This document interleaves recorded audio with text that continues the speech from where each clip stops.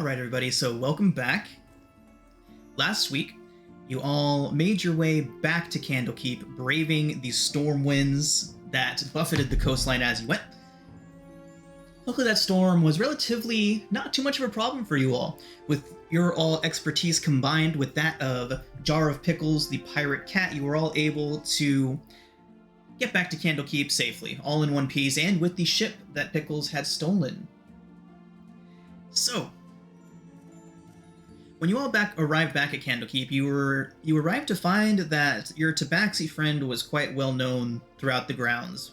Everybody seemed to recognize him for one reason or another. And you also made your report back to Sprig. Sprig was very impressed with your accomplishments and went to deliver the news to her superiors.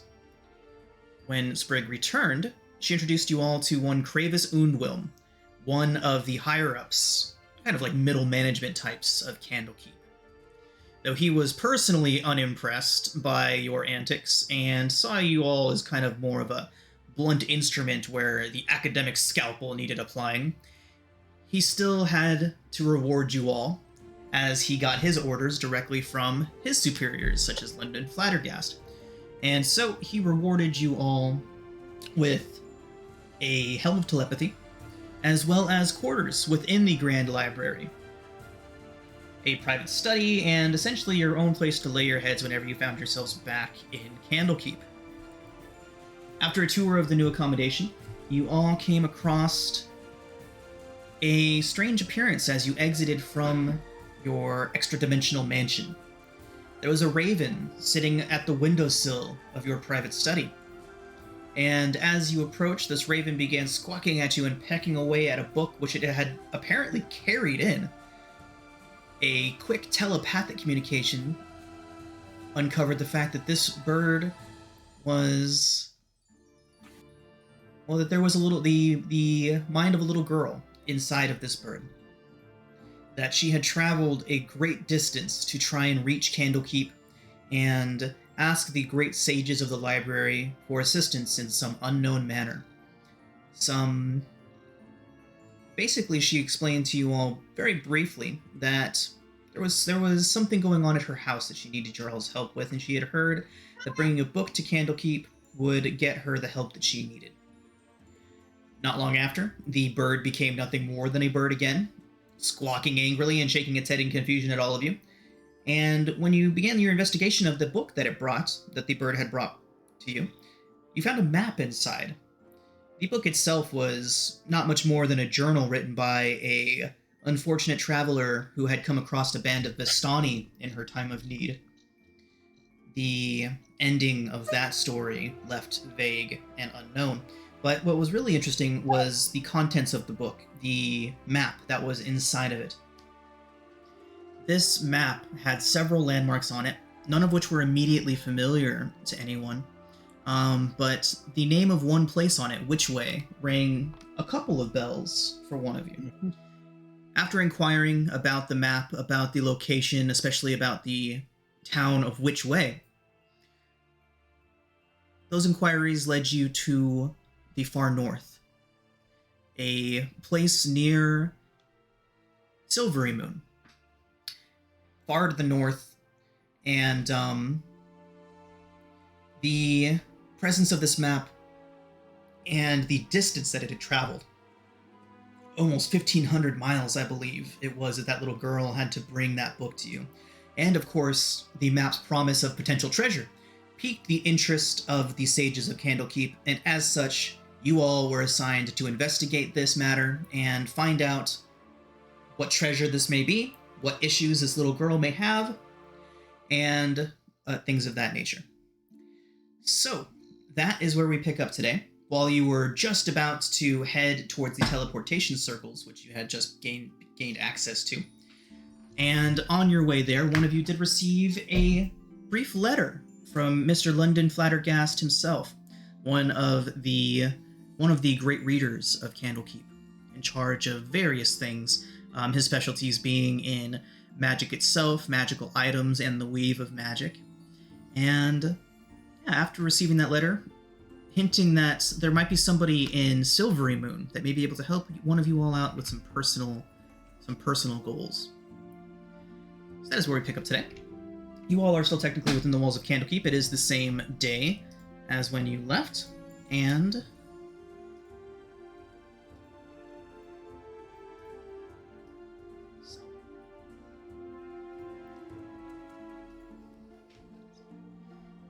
all right. So are we able to like draw rations and other just like basic equipment from the supplies of Candlekeep? Absolutely. Any sort of basic equipment that you all need, you can begin drawing from requisitions. Basic things like you were mentioning, like rations for your journey, however long you think you'll be gone, you can draw that kind of things. Any sort of more specialized requests would, of course, require payment at one of the vendors in the Court of Air. Can we have the bag of cookies? You do still have the bag of cookies. Oh my god. I was holding it and munching away, so I would pass it around. Is there a way to get potions of healing like at a discount? Yeah, that seems like something that they would be able to accommodate for you all.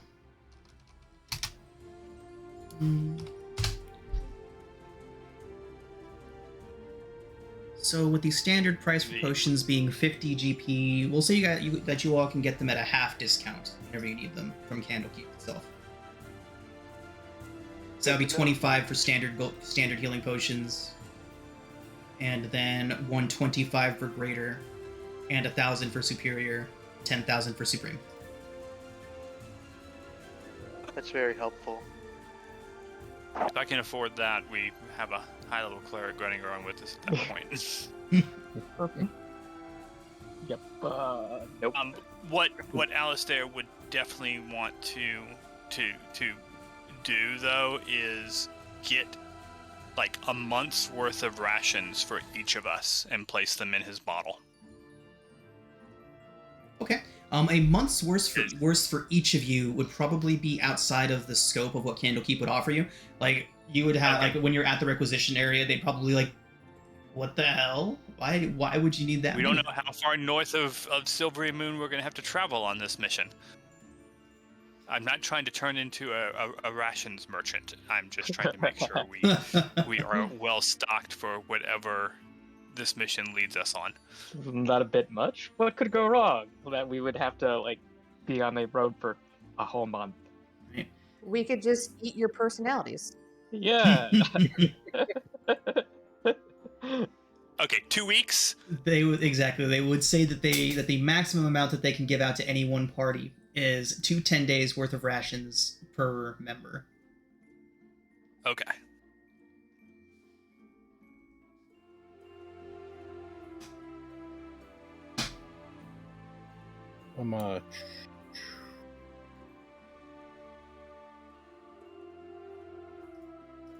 While this is going on, Nathaniel is going to be at the Smithy's place in the midst of crafting his Steel Defender to go with them. You got it. Yeah, during the downtime there, you would have most definitely been able to take care of that. Releve is watching. Does it have a name? You think he's thought that far ahead yet? It will earn its name. He wants to make sure it actually works first before he gets into matters of philosophy like that. An ontological conundrum.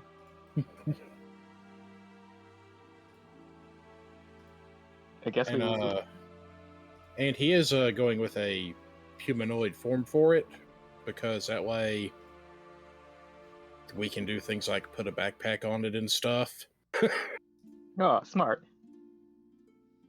And he can carry things, and he's also frankly making this to help him out around if he's ever working on stuff too, as an extra pair of hands to help him. Your own little homunculus. Mm-hmm. Well, not so little, it's still a medium-sized construct. Yeah, your human-sized homunculus. Yeah. Well, dwarves are medium. Yes, we are. We're sore Goliaths, so. What's your current proficiency bonus? Is it 2 still? One sec, my proficiency bonus. It's 2. 2. Yeah. 2 until we get to level 5.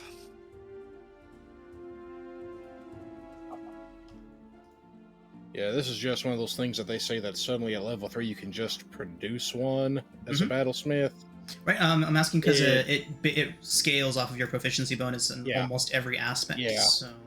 Yeah, probably proficiency bonus, and I think some is artificer level and maybe intelligence. Okay. I'd have to look at the stat block to be sure, though. That's exactly what I'm setting up for you right now. Is that stat block? What a good DM. Just take me a moment. Well, good DM would have had it done already. I'm just adequate. All right. An adequate good.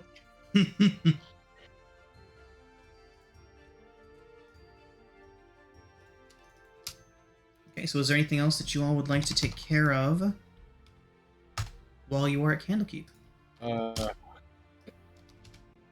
I am pretty sure that a purchase of different armaments that probably is beyond. That's probably where we'd have to cough up all the gold ourselves, right? Basic weapons and things like that you can get with relative ease here in Candlekeep. The exception, of course, would be things over 200 GP in value to begin with. Okay. We have But I 100. need The 120 in the group loot, right? Yes. So we can take out of that as needed. Yeah, so if we're needing to pick up a couple extra potions for the group, or if somebody is in need of an armor upgrade, I'm fine with pulling from group loot for that. You said 200 and Mama. under. Uskar would love Splint. That only costs 200. Yeah, Uskar, you can acquire a set of splint mail. That's not an issue. Or So Releve will stand behind you when something comes in, okay? that's the idea. And let me look at the. Dr. Peppers? He's just gonna give him his chainmail. Like a swap. Are we allowed to take books out? Technically, no. Oh, okay. Why do you ask? Oh, just, I was going to ask if Releve could have a book on human psychology. So,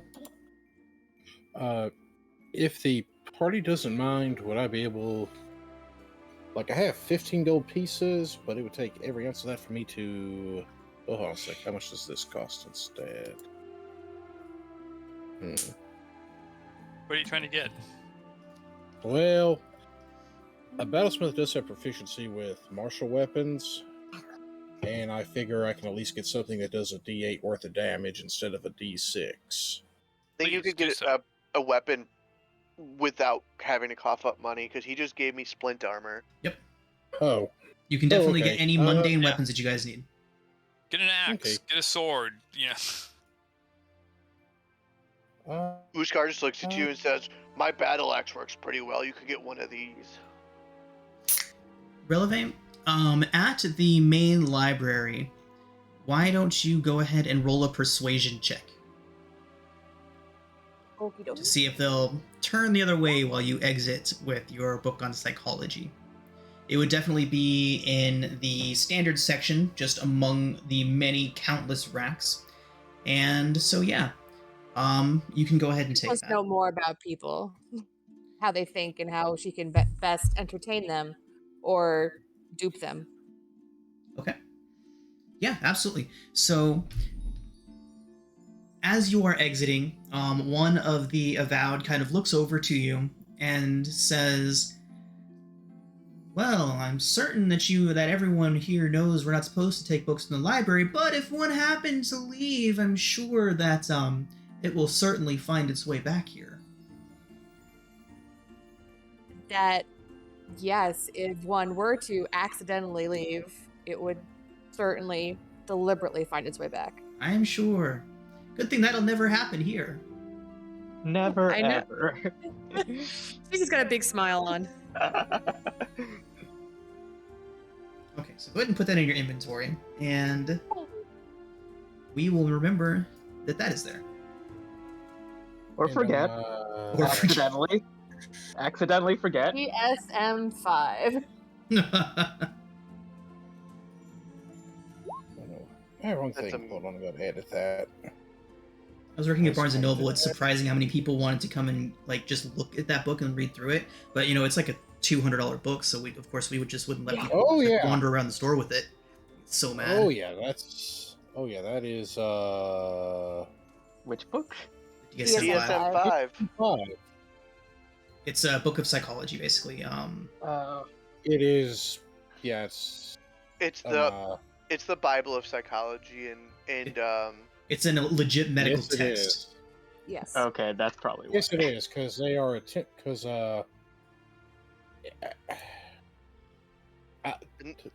let me just step back because I'll start rambling.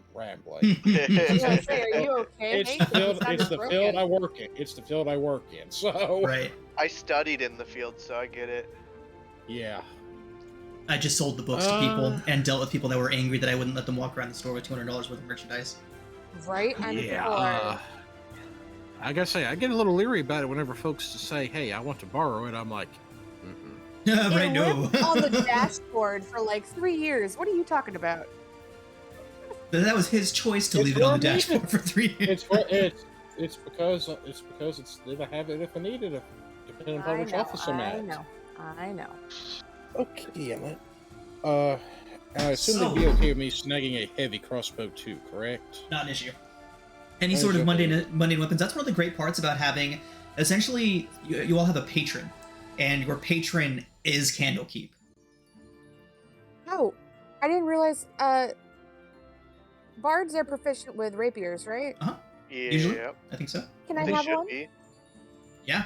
Again, any sort of mundane weapons that you all need, all it takes is going down to the Court of Air and to the smithy and stables, and there are many a weapon there. You can requisition them. They technically belong to Candlekeep, but no one's going to expect you to give them back or charge you if you break them or anything. Shopping spree. How do I add it? You can open up your character sheet and then open up the compendium. Oh God. Type in rapier at the compendium and drag it in. Or are you using Beyond 20? No, I'm just using. Roll 20. Yeah. So all you gotta do is the eye. Like Cherokee. The Really? eye. So Oh, up eye, in the okay. top right, click the eye in the bar, in that bar right there. Click or type in rapier, and then drag under. Hold on, rapier. Gonna type Everybody it who's listening to this session on YouTube is gonna be like, "Oh wow!" under item. Just grab it's the first like the thing. general knowledge of how to use Roll20 and everything Okay, like that so- is not as common as I would have So assumed. grab to it be. and then do what? You True grab enough. and drag it to your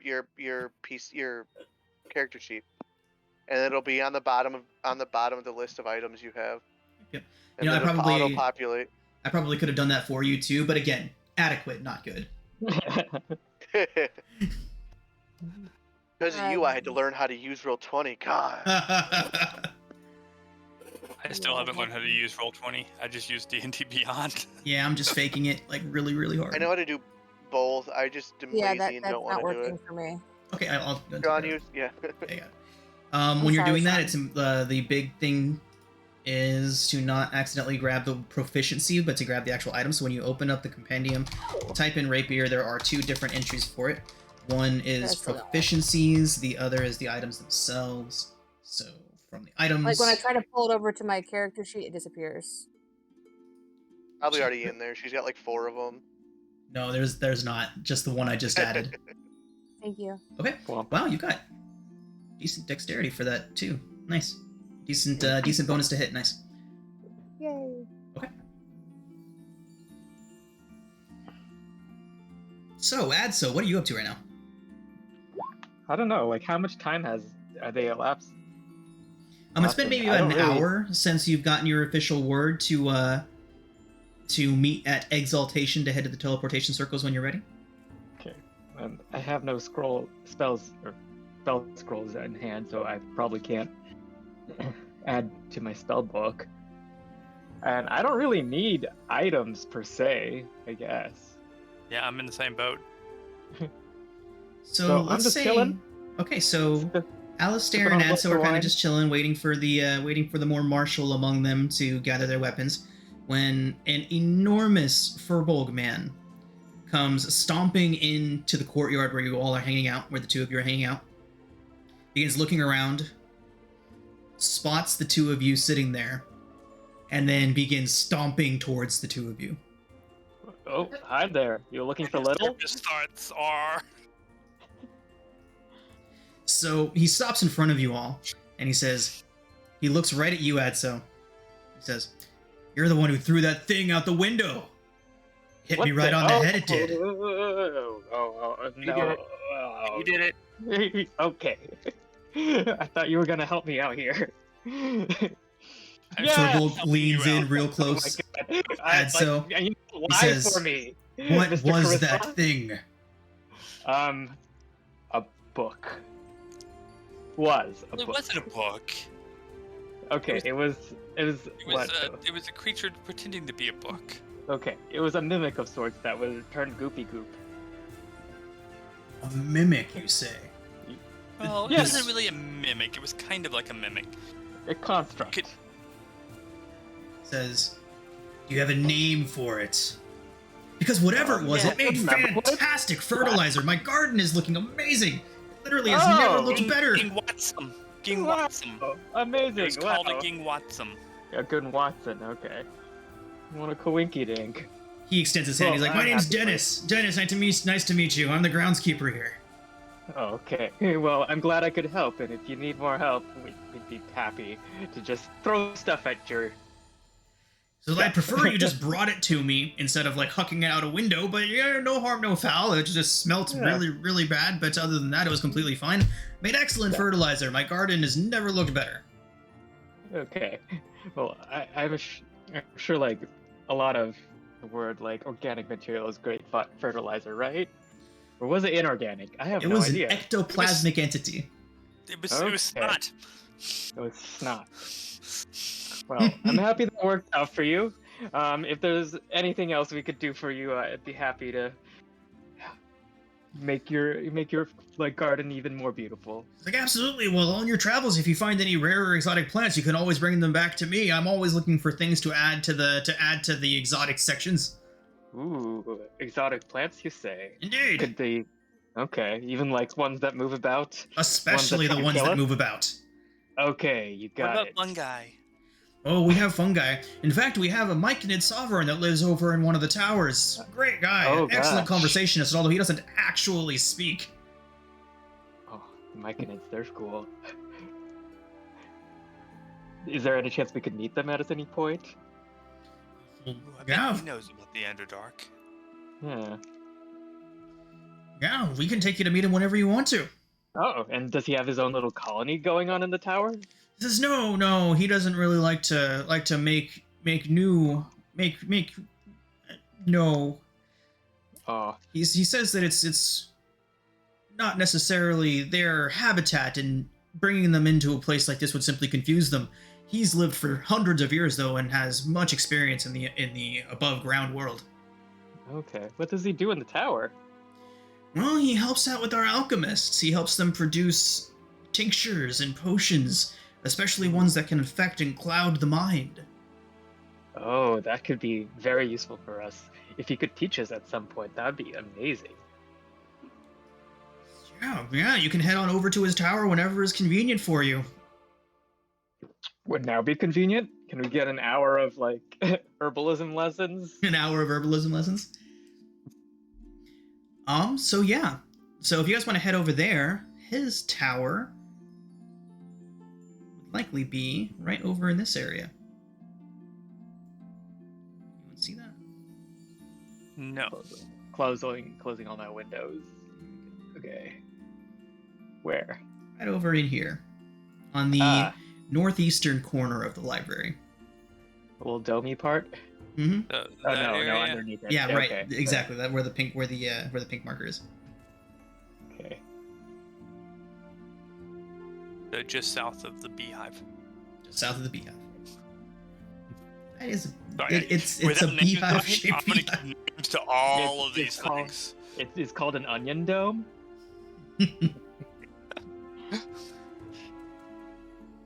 I mean, we have a boat over here in the southwest corner, Oh, there's a lot of onion domes in the Candlekeep.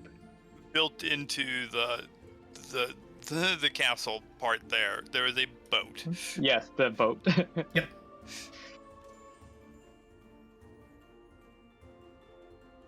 And don't forget the weird ooze. The shark ooze. Oh my god. Yeah, Right. Shark ooze. God, I love Okay, so fantasy what does name one generator. That thing is well contained. What does 1 hour of herbalism lessons get us? So if you were all to head over to that area, you would see basically a room that has been the tower itself looks relatively normal. It's just a standard wood and stone construction on the outside. When you walk inside, the first couple floors are also completely normal. But then when you get up to the third floor of this structure, the entire area seems to switch from being the indoors of a building to the interior of a large cave system. The Oh walls my immediately God. turn to rough, raw stone. There's even a scent, like a faint dampness to the air, as if you were underneath the ground, about maybe in a cave a couple 100 feet below. And as you turn the corner, you see standing at the middle of the room essentially a 7-foot tall bipedal mushroom. I just think really big with my mind. Just be like, "Hello, I assume you are the Can Myconid this give us a sovereign. name? They have not given you a name yet. What shall we But- call you?" As soon as you enter into the room, it comes stomping towards you a few steps and looks down. And again, this thing isn't exactly. Let me show you what they look like.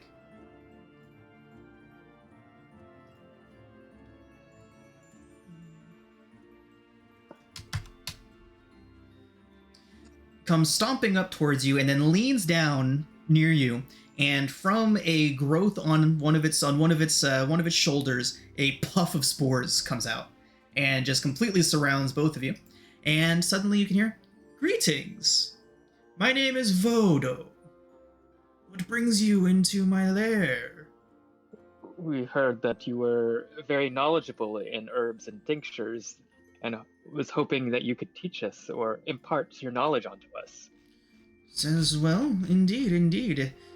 Teaching you the ways of the spores will take some time, but there's a few different things that I can send you on your way with so that you can observe the effects. I assume you are in the library. You do have authorization to move about the grounds, and We do. Yes, of course. The library is our patron now, I guess. it's wonderful. So, my kind can produce many mind-altering effects." Again, while it's saying this, it's just staring at you, and you can just hear this in your mind.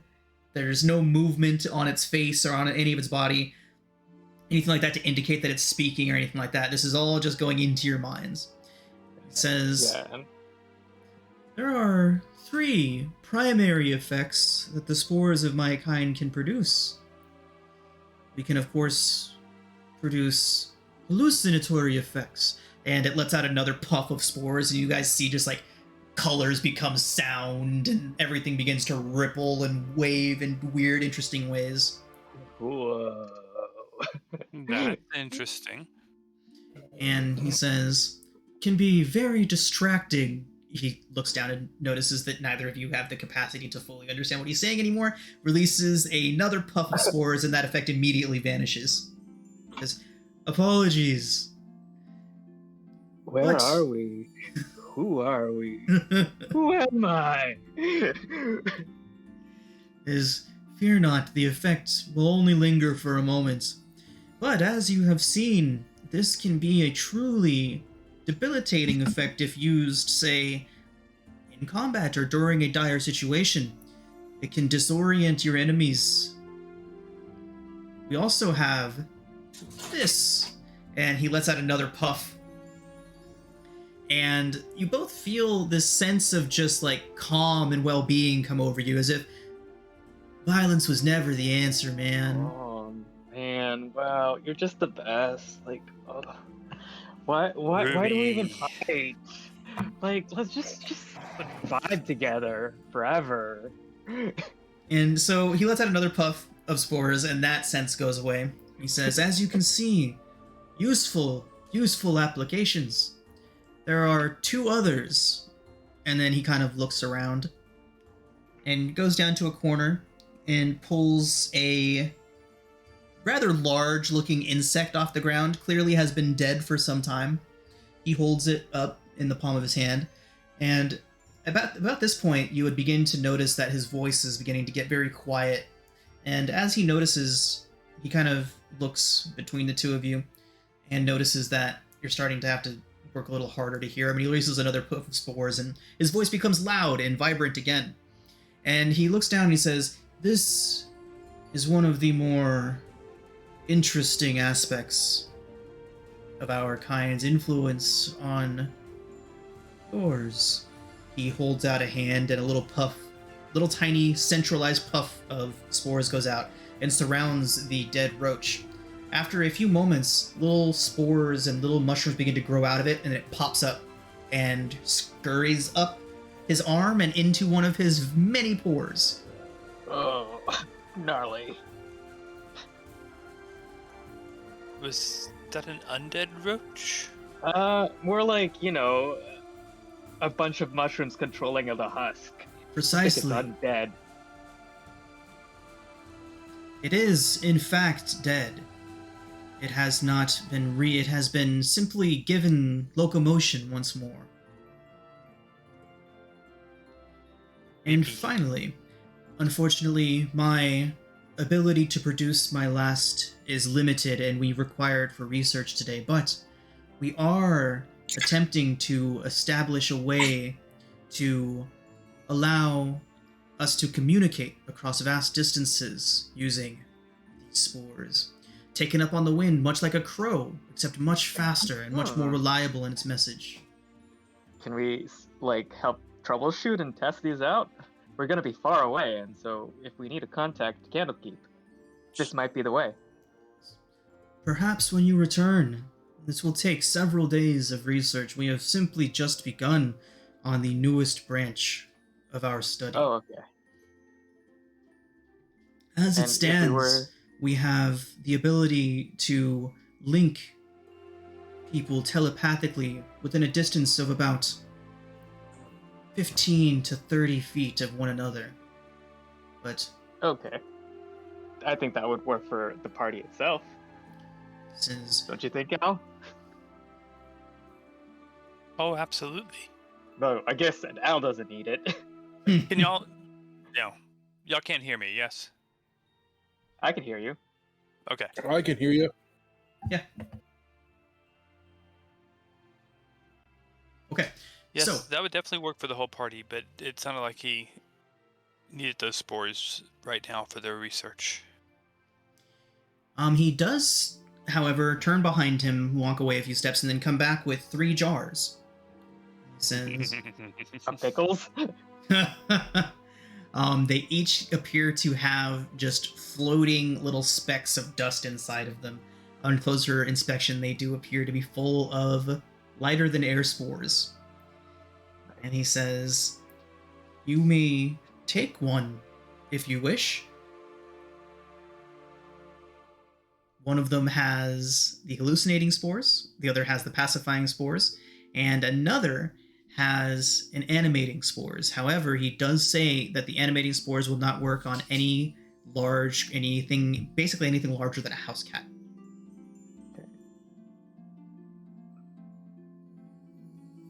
I will take the calming spores. Why not? Pacifying? Okay. Yeah, the pacifying. Do we each get one, or just one together? Yeah, you guys can each have one. So you can have one of each. Or you can each have Oh. one of your choice. Yeah, and I'll take the hallucination spores. Okay.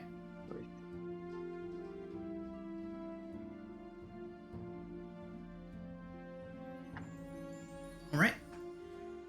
At this Are these point, attached to any items in the compendium? no. this was literally just off the cuff right now. So, Okay. when you decide to use them, you can go to the compendium and type in Myconid Sovereign. It will have the exact same effects as listed on that thing stat block. All right. The hallucination spores and the pacifying spores. I want to see if this works.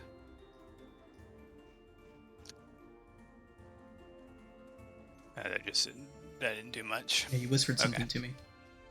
Yeah, it sent you just that it was a DC 12 Constitution save. That is what I it was did. clicking on the Myconid Sovereign Oh, yeah. from D&D Beyond. Oh, cool. It's a cool ability. Force the DM to make a con save. It's like that one ability that XP to level 3 just reviewed. Delete the DM. Nice. We should probably go find our companions and then go to the teleportation circles. Thank you so much for this. I'm sure we'll find great use with it. It nods. The communication spores have already worn off again. As we head out, I telepathically send it a thank you, good night, or good day. Another silent nod. So he's not actually telepathic. Yeah, the way they communicate is interesting. The fours. Yeah, that's kind of scary.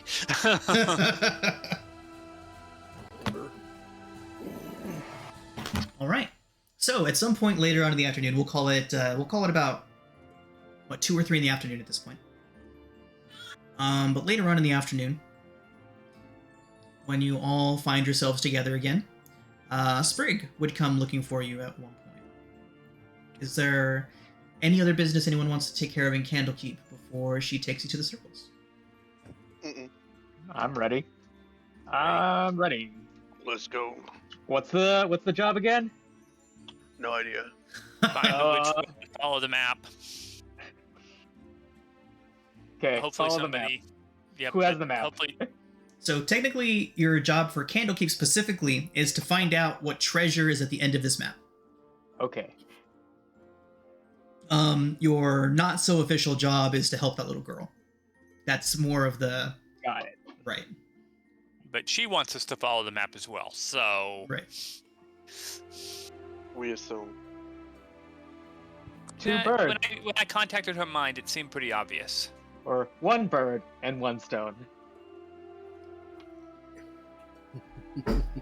Okay. So Sprig would arrive, and instead of her normal cookies this time, she has an entire cake, and she's just carrying it around in one hand and eating it with a fork, like an entire foot circumference birthday cake, and she's just walking around Great. carrying. Where did that come from? She says, "The kitchen. Where else would it have come from? Cake? Sure. What kind of flavor is it? It's vanilla." Okay. I'll take the vanilla. Can I press? I'll just prestidigitate any flavor I want onto it. Nice. So yeah, so she looks around and says, "Is everyone ready to go?" I think she's secretly like 800 pounds and we don't know it. She's a halfling. That means nothing. Magical cakes don't have calories. Damn. And has anyone ever seen a fat halfling before? Because I don't think I have. Seen portly halflings. Not any like obese ones though. Nope. Alright. So as Sprig leads you through the courtyards and towards Exaltation, Exaltation, you all would know, is while you all have access to the library proper, the Great Library, and you have quarters within the Great Library. Exaltation is another matter. Exaltation itself is kind of like the citadel within the library. You all don't have unrestricted access to Exaltation just yet. And if anyone wants any more information on that, we'll get a little bit more detailed into it. But of course, it is also in the Welcome to Candlekeep part. If anyone wants to read ahead at all, but that is there. But being allowed into Exaltation is very certainly a great honor for someone who is not technically an avowed. And as you all enter in, you see your good friend Kravis Unwilm standing and talking to a few people, and as you all enter, he just turns and this sneer just goes across his face, just like unbridled, unrestricted disgust of your entry into Exaltation. I'll just be like, who are you again? Oh, Master Kravis, you look wonderful today. I hope you're having a lovely day. I was. You remind me of someone I know, but I can't put my finger on it. He turns towards the other people. I'm sorry, but I must go. And Releve is going to take her book out and just start flipping through it while she stares at him. Well, bye, Snape. Bye.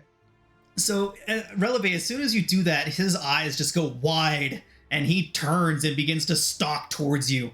He's like, "How did you get a book out of the?" And Sprig steps in front of him and just like kind of puts her hand behind her and starts like pushing the book down. Releve, she's like, I have no idea what you may have seen, Kravis, but I assure you they have our full permission and, of course, the permission of Mr. Flattergast to be here in Exaltation. So I'm sure that anything that may be happening is fine. And Kravis just looks up and he's like shaking. He's bright beet red. Star would definitely walk in between Releve and him as he's stalking towards her as well. He completely ignores you, does not acknowledge you at all whatsoever. I'm used to it. Releve is going to put the book away, but she's going to very proudly announce, "This is a hysterical episode."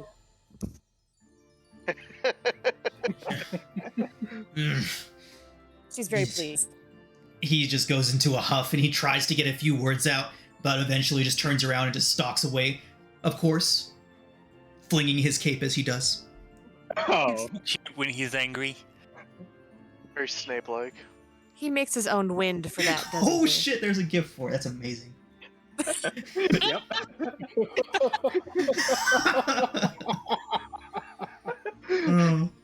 That's what I'm imagining. Yep. Okay.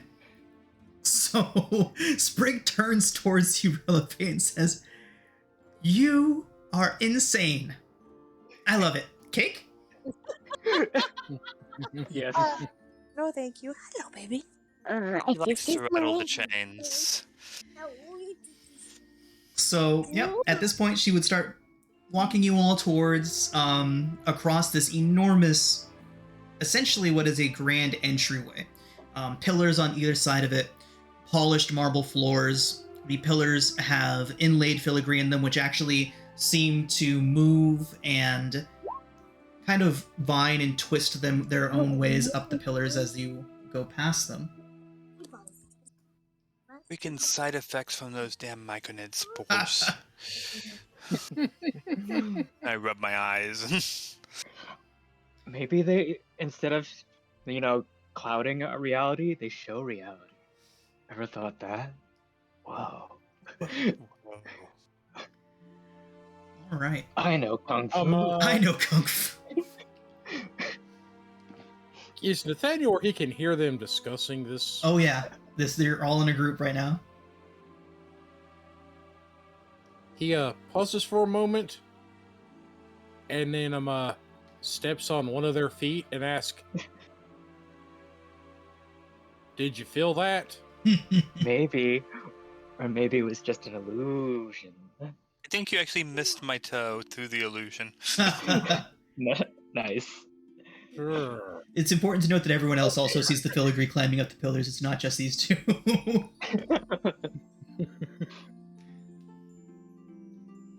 Forget Oh, y'all the see that filigree. Have too? you guys seen the shark? Okay, yeah, the I shark's don't see anything. So Spirit just would gotta see open this your and see this mind, Star. conversation, and she turns and says, "Paid a visit to Vodo, did you?" Yes, a very interesting fellow. He certainly There's is. some cool stuff. All right, well, this way.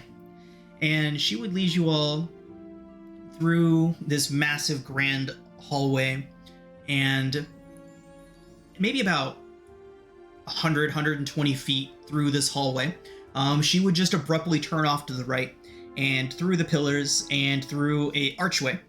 And on the other side of this archway is several runed circles on the ground. There's about a dozen of them, and some of them interlink into one another, some of them stand far off onto their own, and just varying different styles and ways that these circles present themselves. And the one for Waterdeep is lots of very earthy tones. The artwork inside of the runes that makes the circle for Waterdeep has a lot of high spires and castle-like imagery, and others around look different in different ways. Like there's one for that looks like it has fields growing all around it, etched into the runes and into the artwork. This is all just two-dimensionally on the floor, but each one of these circles obviously goes to a different place, and the artwork and intricacy of the runes represents these different places. Sprig would kind of walk around the outside of them, and she would say, "Be very careful not to step into one that you do not intend to go to. It could be bad." How bad? These are amazing. Yes, the teleportation circles have been here at Candlekeep for, well, since Candlekeep was created. Other organizations such as the Harpers and other groups use similar ones, but this is the first recorded location on the Sword Coast. It says, and bad as in half of you stays, half of you goes. Ooh. Would Yeah. Releve be able to see any circles that go to the elemental planes? Just out of curiosity? Are you looking or are you asking? I am looking. No, they all do appear to have very terrestrial origins. Okay. So again, Sprig would recommend that no one steps into a circle that they're not prepared to use. And around the outskirts, to the back of the room, where you would consider the north end of the room, there is a circle that has tall trees, forests, what looks like a river snaking through the middle of it, and as well as pointed, almost triangular topped buildings and other such things. Uskar, you would recognize this as Elvish design. Mm-hmm. And she says, "The circle for Silvery Moon. Whenever you're ready, the six of you can step in." And this entire time, Rigel has just been kind of arms crossed, head down, walking around in the back, every now and then mumbling a bit about how it's not fair and things like that. Scar's definitely gonna have, like, he's given these circles the side eye, like, you can tell he's not happy about using them. Sprig would look Releve up. is gonna. Oh, sorry. Sprig would just look over towards Uskar and say, "Well, you could, of course, like, walk or ride a horse. It would just take you about 2 months." Releve He is gonna grab he just- Uskar's hand and Nathaniel's hand and just like jump in. Ha! Oh my god. Uskar's grumbling the whole way. As soon as Sprig sees this, Sprig's like, "Ah!" And she waves her hand, and you see the lights around the circle go on. She that's takes a like- deep breath. She's like, "By the gods, warn me!"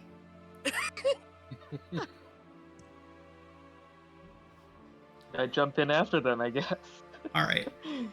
So the lights around the circle are beginning to light up, and they seem to flow like water, the lights, as they spread out from around the circle. And suddenly you're beginning to smell a forest.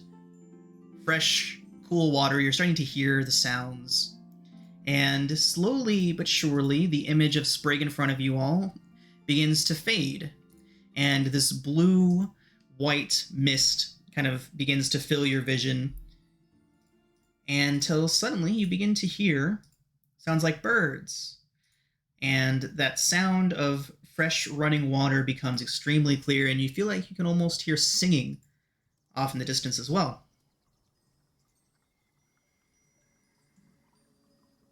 As they come out of the portal, Uskar's just like, huh, huh.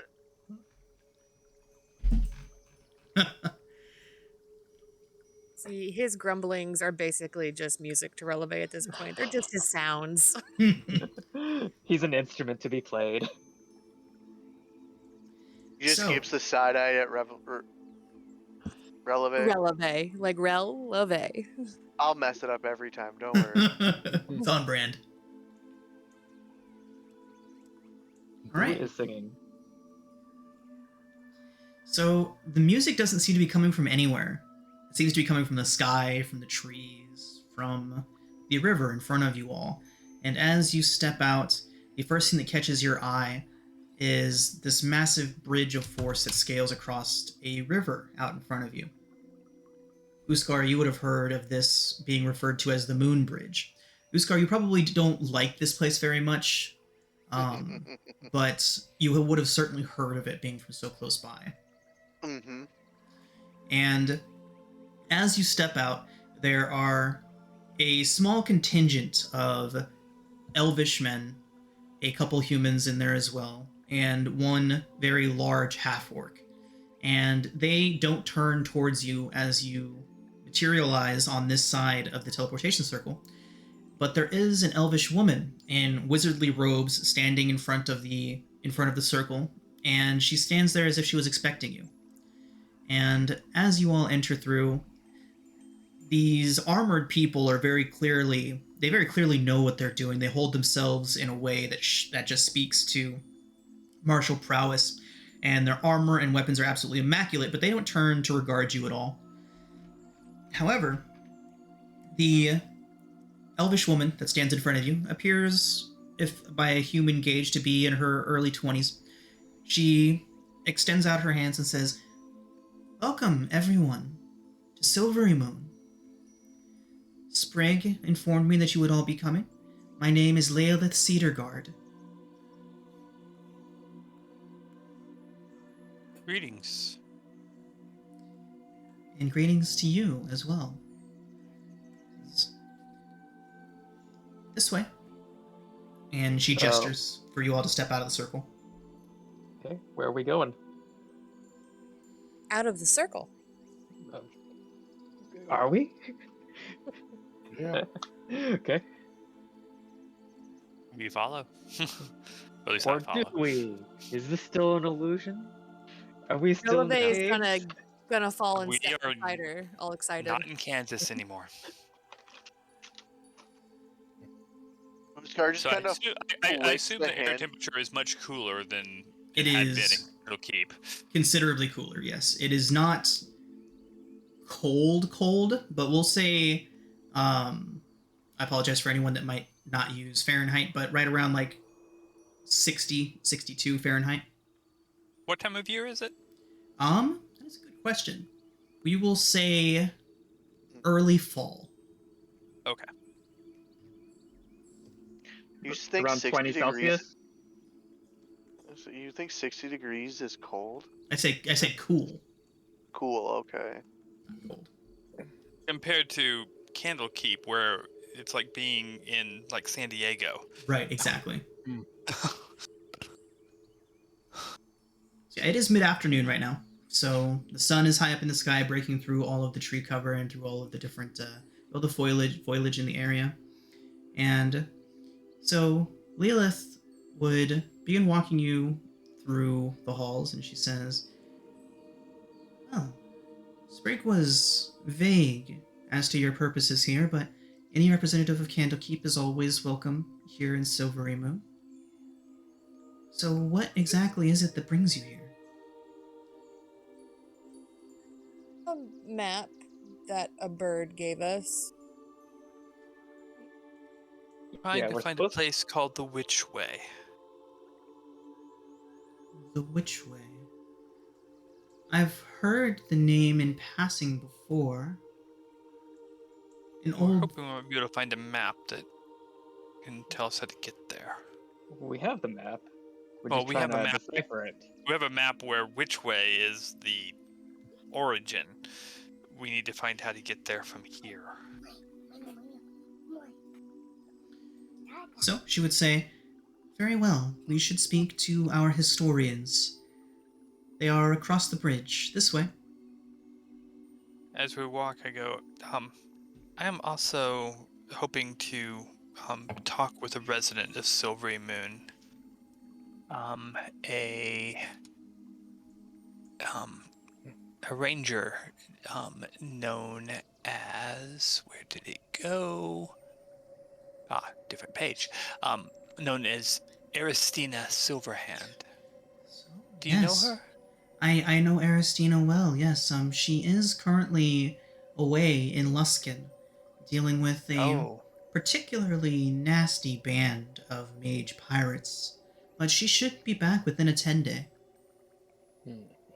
Well, perhaps on our return from searching for the which way she will have returned. Thank you. I will inform her that representatives of Candlekeep seek her assistance. Thank you How do very we get to much. see pirates? Well, anytime you go towards a body of water, there are pirates, unfortunately. And mage pirates? Mage pirates, indeed. Yeah, Luskin is a bit of a wild place. Well, sounds like a The place last to boat visit. we were on, there were only these sort of squishy, many-legged Octopode? thing. God bless you. Thank you.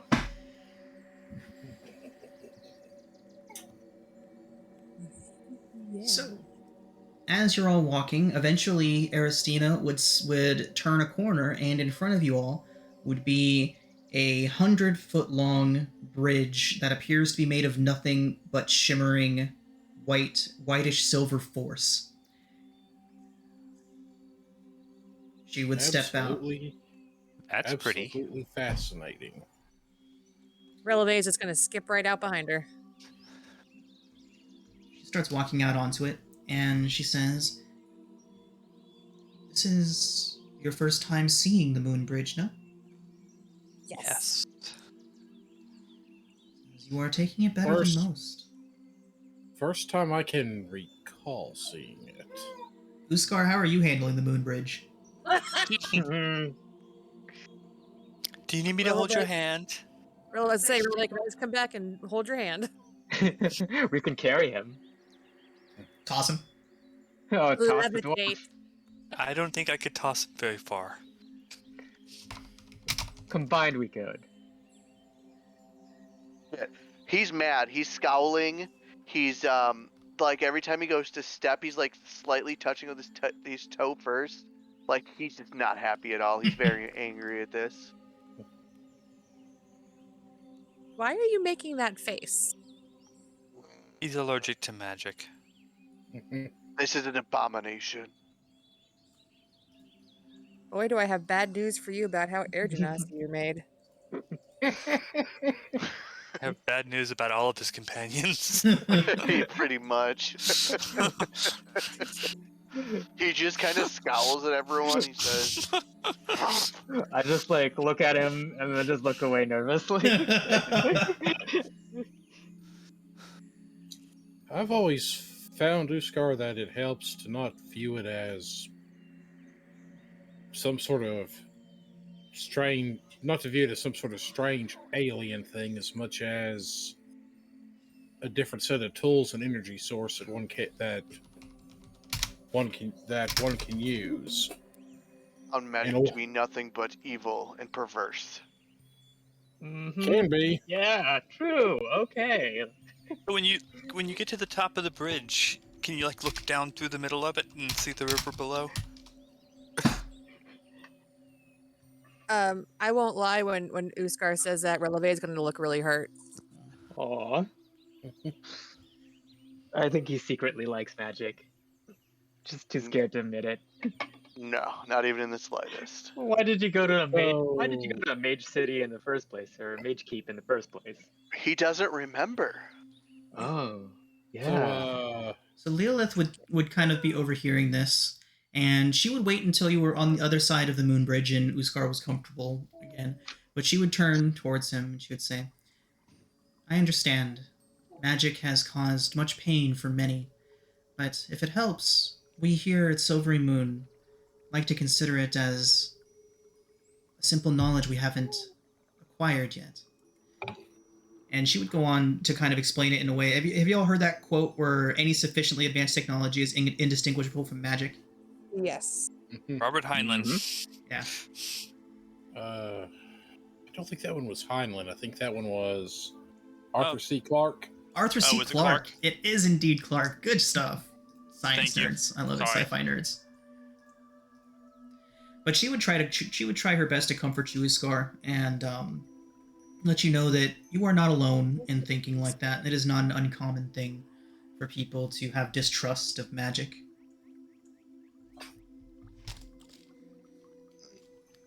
But she would eventually lead you all towards what basically looks like an open amphitheater. There are several ancient-looking elves kind of sitting around, very Greek-esque. You know, they're kind of just sitting around. Every couple of them has like 5 or 6 people sitting around just listening to them pontificate. And she points over towards one of the very aged elves.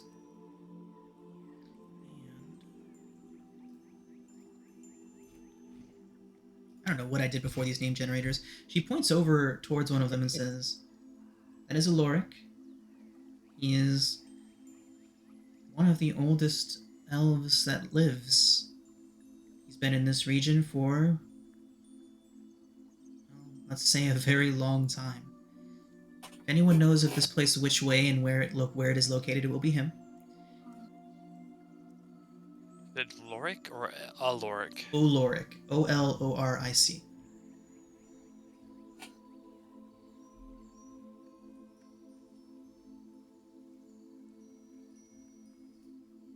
This is just one of those resources I like to share with people. So if anyone is looking for just like a really quick name generator, that's the one that I use. Yeah, I've seen that. Amazing. Yep, I use it as well. That page, you literally just click. You just go to that specific page. I have it hot linked into my toolbar, and you scroll down and it's got all the pictures of the different races. You just click on the picture and it gives you a bunch of names. It's amazing. I got one of my characters' names off this site. I don't remember which one it was. Really good. So, as you're all approaching, Aloric would be speaking to a group of about 10 young elves, humans, halflings, various different races, all gathered around him. And he's speaking of something that would be familiar to some of you. He's speaking of the War of the Silver Marches, where hordes and hordes of orcs poured out of the mountains to the north and waged war on the people of the south of this southern valley. A particularly deadly and brutal war that lasted for a long time. Barely beat them back into the mountains, where they remain now. But yeah, he's telling that story as you all arrive.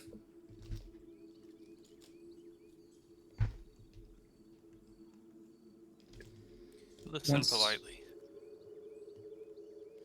I'd just nod and be like, "Can you tell us a different story?" So as soon as do you wait for him to finish Adso before asking that? Yes, definitely. Like, wait for a good moment to pause. But like, we have a story to ask. Can we make requests?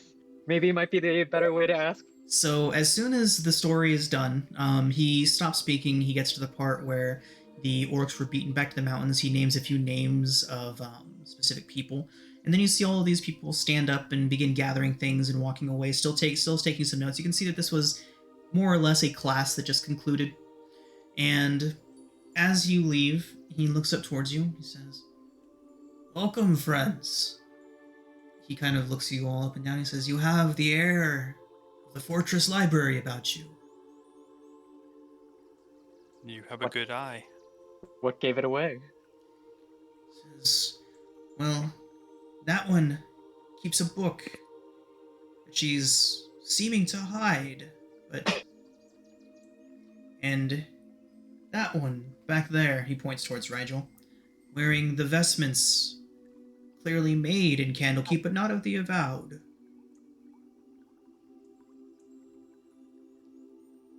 Good eye. And Relevase is gonna grin at him about hiding the book. is the book our best kept secret? Our worst kept secret, actually. Worst kept secret. I'm Yeah. not sure how hard she really tries to hide anything. Greetings, learned one. What knowledge are- is it you seek? Which way? We seek knowledge of which way. Or what way? To which way? Which way? Which way to Sounds which perfect. way? Says, well, I need to know where it is you intend to go first. Well, which way to which way is going to tell us which way to go. We show him the map. We this was delivered to us along with a book by a raven that at the time had the mind of a child within it that asked for assistance. The child However, whatever- traveled to you from here all the way towards Candlekeep. Yes. We're presuming that if such measures were needed, whatever's going on probably is not the best. Nods, and as soon as he sees the map, a little smile goes on his face. He says, we used to call it Which Way with a Y. Yes. Yeah, Yes. it has a Y on the map. Was that? It's has spelled with a Y the on the map. Which Way with the Y? Says, yes, it was once a prosperous town to the northeast of here. You say once, so no longer? No. Not for some 60 years. It is now a place of unfortunate darkness. The region itself embroiled with strange creatures and extreme sorrow. What sort of creatures have you heard of being around it currently? Who among you is familiar with the Shadowfell? I've No. heard of it in some studies, but I am not the most. Can I make I'm not a going history to. check? Yeah, absolutely. Okay. Okay, Adso, you would definitely be familiar with the Shadowfell and the Plane of Shadow. Do you have any meta knowledge on the plane? No, I don't. So, With a 15, would Alistair have any knowledge? Alistair, you would have heard of it, but your knowledge would be cursory. Do you have any meta knowledge you'd like to share? I do have meta knowledge, so I know that Plane of Shadow, like, in not too recent past in the realms, there was like a floating city came out of the Plane of Shadow and settled in the Great Desert and caused a whole bunch of problems.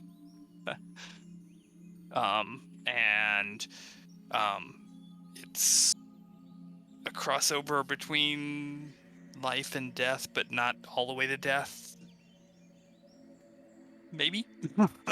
Yeah, he would nod and say, an apt description. An apt description indeed. It's not a pleasant place from what I've heard. Isn't Barovia a tangential to the Shadowfell? He would look towards you when you say the name Barovia, and he says, the phrase, it's complicated, does not begin to cover Barovia and the Dark Domain's involvement with the Shadowfell, but In a very simple way, yes, they are one and the same. Nathaniel, with your 22, if you have any meta knowledge that you'd like to share, you're more than welcome to.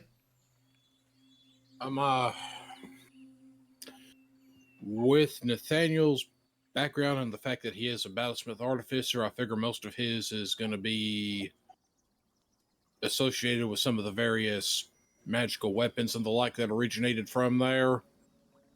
Okay. That he's encountered, and other magical artifacts that he's at least read about in his studies. So you would know that any epic item from this plane of existence has a dark representative in the Shadowfell.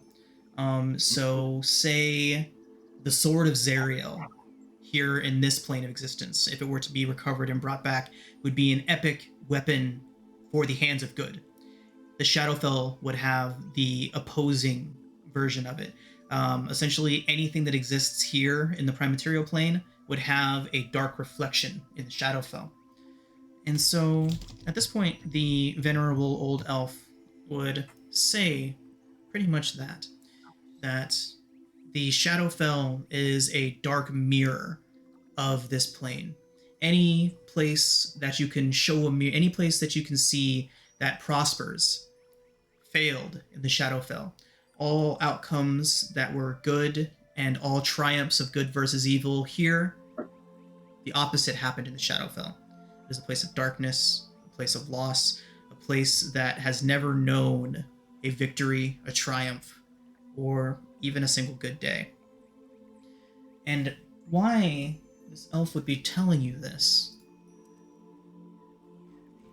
would be that he would say that Witchway was the unfortunate bearer of a brief crossover of the Shadowfell into this plane. A calamity that befell the town, a decimation of their crops, saw them faced with an extremely brutal winter, and their people just weren't able to recover from it. Many of the villagers died, people lost loved ones, and that immense sorrow caused a rift in the Shadowfell to break through, and unfortunately poured quite a few beasts in. The people of Witchway were able to fight back these monsters, but the damage had been done, and they soon abandoned the town. Is that area still plagued by these beasts from the Shadowfell? He nods and says, "It is indeed. They have been unable to find the source of the spreading shadow in the area, but he believes that a permanent crossing may be somewhere nearby." Are there any That's not people good. left? He shakes his head and says, "The only ones that still haunt the streets of Witchway are the guards who refuse to leave their post." Have they been there the whole 60 years? He nods and Oh, says okay. they have been, although they died on the final day of fighting. I imagine they're still guarding it in a way that we are not going to like. You could just talk to them. Sure, they're reasonable undead. Are there any particular types of weapons that we should take with us if we're going that direction? You would nod and say, "A strong heart,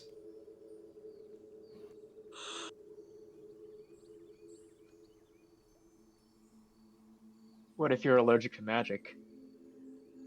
a strong axe."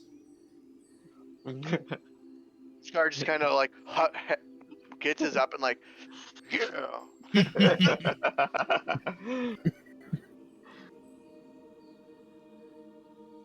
Well, there we go. Do you think the map leads us through the Shadowfell? Or into the Shadowfell? Well, sadly, there's only really one way we're gonna find out. Yeah, I guess so. The hard way. The fact that the map arrived with a book that described was it the Vistani? Yep. Who navigated the border of the Shadowfell to get where they were going. Tells me we may be walking a borderland at some point. How exciting. Mhm. So which way do we go?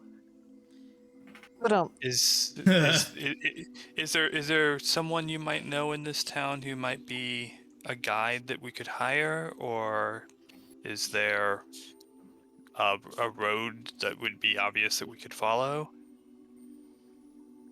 He looks at your map and says, once you have entered which way, from the center of town it should be clear which road leads away to the Hand and Horn. Yeah, I'm talking about how to get to which way itself. He would give you detailed instructions on how to get there. Okay. Thank you very much. So we're not gonna have a witchy guide to which way. And what it's like early evening, you said? Yes.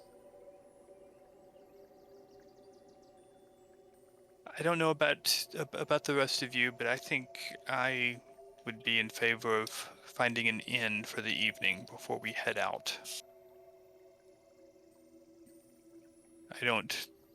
Seems like it probably would be a rather wise decision. Vintageous. Sure. I'm not opposed to it. Is our guide from our arrival still with us, or did she leave? Nope, she'd still be there. Hilo. Okay. I am not fond of the idea of trying to trapeze into an area close to the Shadowfell in the middle of the night if we can avoid it. Did Master Aloric give us an idea of how many days travel it would be to get to the Which Way? Is it? It would only take you all about less than a full day to get there. Less than a full day, so leave in the morning, arrive at night. Wonderful. So That or we can attempt to progress. That or we can just attempt to progress as far as we can this eve and. Nah, I'm in Right. favor. I'm ready for a glass of wine and a soft bed before heading into. But you've See got a if they're traveling cold. soft bed. I'm gonna see if they have any good cigars and what kind of meat they've got. Master Aloric, thank you so much for your time and your wisdom. We will stop back by after we have visited the Which Way and where this map leads and tell you of our travels. He nods and says that he looks forward to seeing you again. When they get to whatever inn they're staying at, Releve would like to pull out the violin. So does Sing our her supper. guide have a suggestion on where we might want to seek lodging for the evening? So she says that Lilith would tell you all that Silvery Moon has no shortage of inns as a place where all are welcome. They do not ever turn anyone away from their gates. Actually, that brings me to another point. Alistair, have you been in disguise this whole time? Yes, as my normal foppish half-elf Alistair. So What she I would say that the Gilded Lion is an excellent place for adventurers to stay and spend the night. It's one of the more popular inn/taverns in Silvery Moon, and many a famous adventurer has stayed there and called those beds their last respite before heading out into great adventure. So yeah, the Gilded Lion is where she would recommend you all stay the night. Right. And I assume she gives us directions. She does. And as you're all heading in that direction, Alistair, she would reach out and put a hand on your shoulder for a brief moment. And she would say low, quietly to you, and she would say, all are welcome here, friend. I understand your desire to hide, but you should know that there is no need here. All are welcome. All are accepted, no matter what appearance they may take. I understand. Thank you. She nods and then turns to go.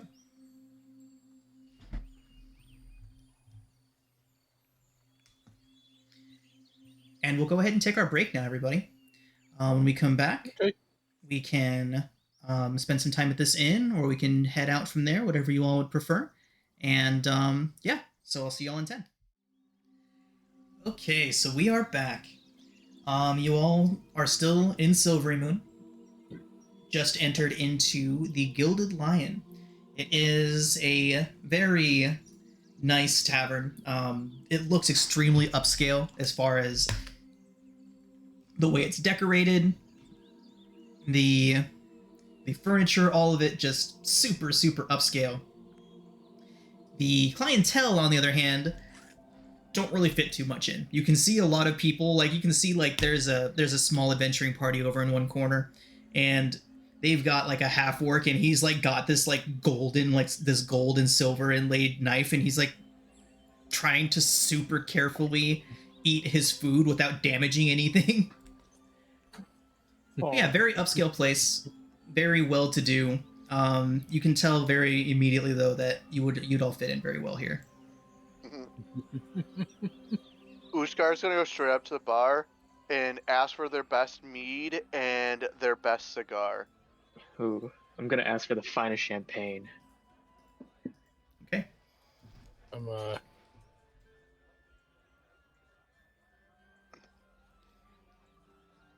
So Nathaniel is going to find himself a table.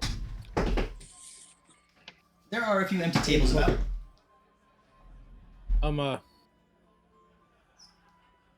Orders himself a drink and lays both his new Morning Star and also his mace on the table and starts sketching out some plans on a piece of paper he has as he's looking at them. Releve would like to know if there is a stage or dais of some kind. There is a stage that is currently empty at the moment, as is customary in these kind of establishments. There's a set of stairs leading up to it, and you can perform whenever you'd like. Awesome. I would like to make a big show out of taking out my violin and resining up my bow. Nice. Okay. So after a moment or two of Releve doing that, there is a decent crowd of people kind of scooted their chairs up, circled around, beginning to watch. They're getting ready. You know, people are kicking their feet up, getting their drinks, getting ready for the performance. I better roll well. Mm-hmm. You hear Uskar yell from the back, "Devil went down to Waterdeep!" What now? Devil went down to Waterdeep. Oh. Somebody from the back shouts, "Play Wonderwall!" Oh, Jesus. Anyways. So, Uskar, your finest mead is going to cost you 5 silver. Mm-hmm. And so, Adso, when you walk up and ask for their finest champagne, the bartender closes the menu book that he was adjusting and looks towards you, sets it down, says, "Our finest. Are you sure, lad?" Well, what is your finest? Well, our finest was brought here from somewhere, let's just say, very far, far north of here. And he pulls out a bottle, and it glows gold. Oh, God. Okay. We bougie, but are we that bougie? Uskar don't drink champagne, so he don't care. Yes. Finest. It is 10 gold for a glass. I have 9 on me. So let's maybe dial it down. Maybe a 5 gold amount. He says, "Well, we only serve it in the full cup." But he puts that bottle away and pulls out a much more... It still looks super fancy, it still looks super nice, but it is not glowing. Okay, I'll take it. Okay. That will only be 1 gold piece for the glass. Oh, okay.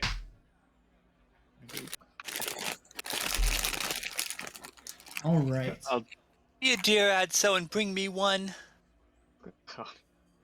Which one? Wait, which part? Are you still? Which Al are you? Yeah, Alistair, the foppish Alistair. elf. Okay. I'll just like point to the flute and just be like, "Boop," to the bartender or wait staff, not the bartender, the wait staff. Alright. So, with that, Releve, why don't you go ahead Okay. and make your performance check? All right, don't let me down. Break a leg. Ah, Don't fuck me, Gil. And Well, don't it is, fuck it up. It is average. It is, people are kind of, they're nodding along. No one's like breaking into applause or anything, but no one's disappointed. People begin to go back to their conversations and all that kind of stuff. You can make another one in a few minutes. thanks. I made myself sad. Try playing something that everyone can sing along to. I think this is a rougher crowd than They're just You were not used to expecting. air elemental music. They just don't have Too the high ear for it. concept. I knew I should have played it on the flute.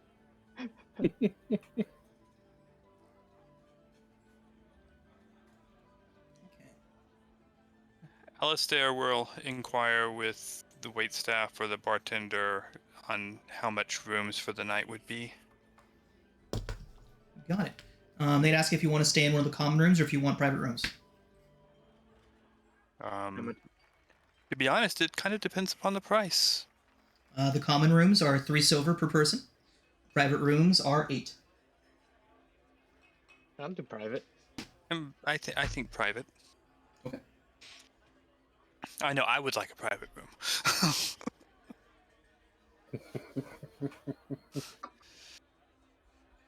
I assume I can just like deduct like 3 Absolutely. gold pieces for Yes. the room and meal and enjoying nice drinks and entertainment for the night. Absolutely.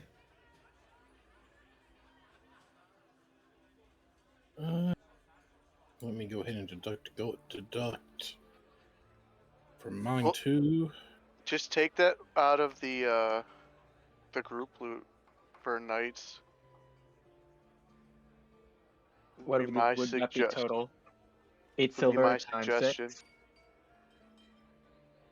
Yeah.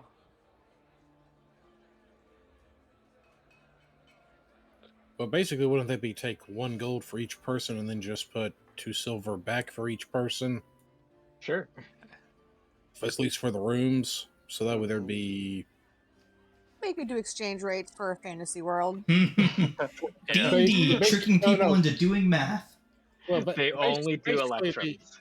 Yeah, basically take D&D off of the 6 teaching- gold and put 12 silver. D&D teaching back in the kids group. math and probability since 1980.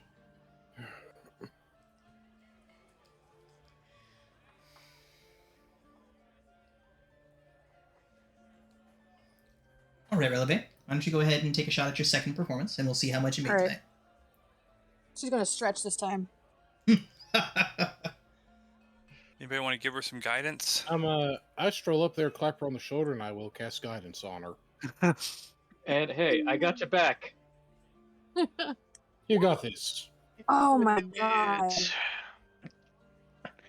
Play some share. D4. Yeah, D4 is not gonna do me any good here, buddy. You can No, re-roll Chronal and then use your Shift. guidance. Yeah, you have Chronal Shift. Yes, please. Yes, please. Thank you, Adso. Yeah. Our Lady Share is upon us. Oh, there we go. There we go. There we go. Yeah. If I could turn back time, God. She can turn back time. do it all again. Take back those words I said. Oh.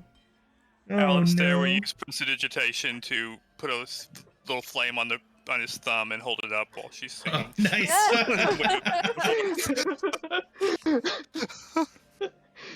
These are my groupies. Scar's just like every once in a while you see a tomato fly across the room. No, she will come over there and whip your butt.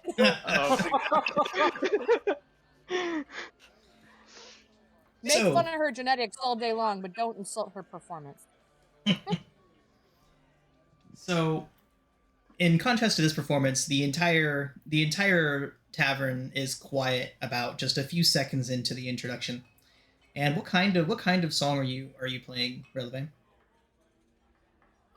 It's gonna be one of those high energy, like I always think she plays like Lindsay Sterling. Just Nice. very That's cool. energetic.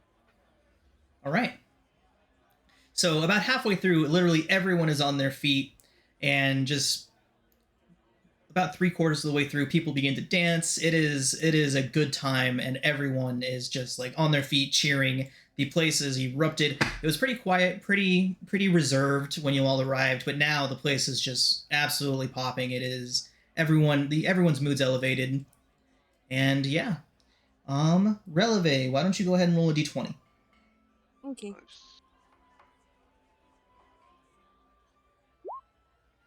Okay, so not only do you make 13 gold, but afterwards the proprietor approaches you and looks out towards your group and says that all of you can stay here tonight for free if you promise to do that when you come back through. Absolutely. Thank you so much. Woo. I'm gonna put that. Sean, Releve would like to take 10 of those 13 gold and ask for the shiny drink. Oh, nice. Well done. Okay, so he does pull that bottle out and pours you a glass, and the glass was just a regular essentially like a silver goblet. When he poured the liquid into it, it looked almost like liquid gold pouring out of it, and it glowed intensely as soon as it left the glass bottle. Ooh. Says, Oh, she's excited. this came all the way from Mount Celestia. I don't know where that is, but It's- it sounds fancy. Basically D&D heaven. Mm-hmm.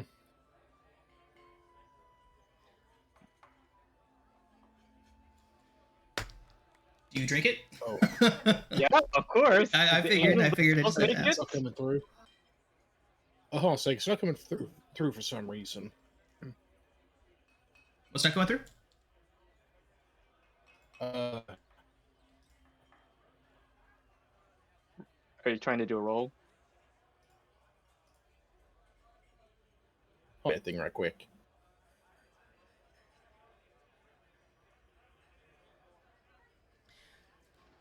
Releve, you mechanically have one free casting of the aid spell that you can use whenever you'd like to. Oh, Nice. So the way that this can you guys hear Hank, Ace? Oh, we. Okay, sorry guys. Okay, yeah, I thought that might be what was going on. So mechanically what just happened is that you have one free casting of the aid spell that you can use whenever you'd like to. So That's when amazing. you drink this, you just feel this extreme sense of, it's almost like you just slayed, like you just tackled a dragon and just slayed the entirety of the 9 hells of demons and devils. You feel like you've just conquered the world. And furthermore, you feel like you can bestow this feeling onto others around you.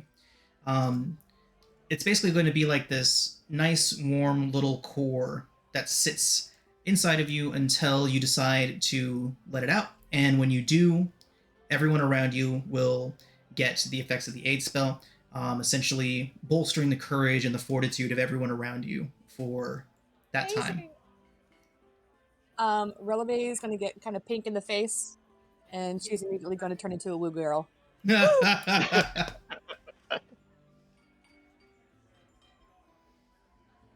One would think you're a fire genasi. Felix Felicis from Harry Potter. She's going to enjoy her drink. All right. All right, everybody. Is there anything else you all would like to do this She evening? wants to make sure that Adzo sees her drink it. Oh no! Be like, just be like, hey, I got you that. I helped you. Give me a sip. Alistair is mostly going to be people watching. They're very curious as to who all else is here. Okay. There are various adventurers around. Several wizards, several of the wizardly types. Is there anything specific you're on the lookout for? No, just looking for anything really out of the ordinary. And we'll use the Helm of Telepathy to just kind of like open his mind to some of the surface thoughts around to see if anything like really catches his attention. You do find that it does not work in here. Anybody. Does not work in here. That's good information. Furthermore, if you attempted to use it anywhere else in Silvery Moon, it would also not work. Oh. Okay. Wow. Way to That's give the item we just got.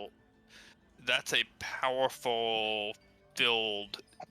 Does Alistair know what a mythal is? Roll an Arcana check. That's actually part of the lore of Silvery Moon too, is that there are powerful enchantments on the place that make it protected from various types of magic.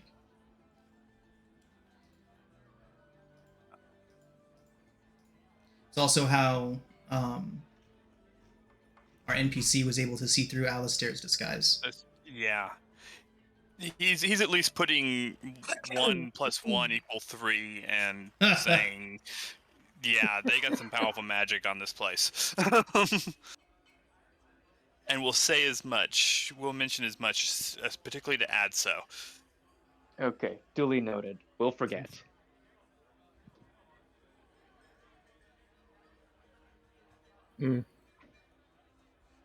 Nathaniel just kind of nods at that and says, you know, I suspected the bridge made of moonlight would have been a subtle clue. It's subtle. I'm not good at subtle. As subtle as thunder. Or shall we? I'm not that good at subtle either. That's thus the weaponry. Shall we leave after breakfast in the morning? Yeah, let's get out of here. Fine by me. Yeah, fucking Uskar's not having. I'm straight up not having a good time, bro. You know, Uskar, you should be happy. This place has like a tamper on magic here. Yeah, we're probably gonna go somewhere more magical. Let's get this done. Ugh. And we're gonna go back to somewhere even magical. The difference, Uskar, is we're going to a magical place where it's probably going to be horrible magical stuff you can skill. There's magic all around you. Alistar snaps his fingers, and Uskar is perfectly clean and slightly perfumed. Uskar grabs somebody's random drink and dumps it on him. So, Oh my god. just for the fact that you cleaned him magically, he just scowls at you. Uskar, you do realize we live in a magical interdimensional space in a library, right? Where there are magical homunculi that bring you magical mead. Let's not destroy him. Let's not make his brain explode. Uskar just ignores everyone, orders another mead, and heads to his room. I just like, it's fine. Just turn it off. Uskar helps out when we're back home. I'll just set up something to brew some stuff without it involving magic, if that helps you out. Yeah, probably. It's like denying the color blue exists. It doesn't. He doesn't deny it exists. He just hates it. Okay. It's not that he doesn't. He knows it's there and he understands it. He doesn't like it. Okay, color so it's blue like is hating invested the color wizard. blue. Got it. Yes. It's like that whole argument that blew up D&D internet a couple, like it was like 2 months ago with the atheist cleric. Oh god. Yes. Love All right, everybody. So the night here is full and restful, uneventful as far as it is more than safe to spend a night here in Silvery Moon. Is there anything you would all like to do in the morning? You have detailed instructions on how to get to which way. Breakfast and venture forth is what my goal is. Breakfast and head out of town. Right. So remember, Relevate, you do have one use of the aid spell that you can expend whenever you'd like to. Yes. Wink, wink, nudge, Duration. nudge. It only lasts for 8 duration hours. 8 hours. Right. It only lasts for 8 Oh, hours. so- So So we gotta use it. Like no, I mean like that? once you pop it, it lasts for 8 hours after that. Oh, okay. So, like, just before we go into which way might be a good time. Yeah. Eight's a really good spell to pick people, like multiple people up, though, too.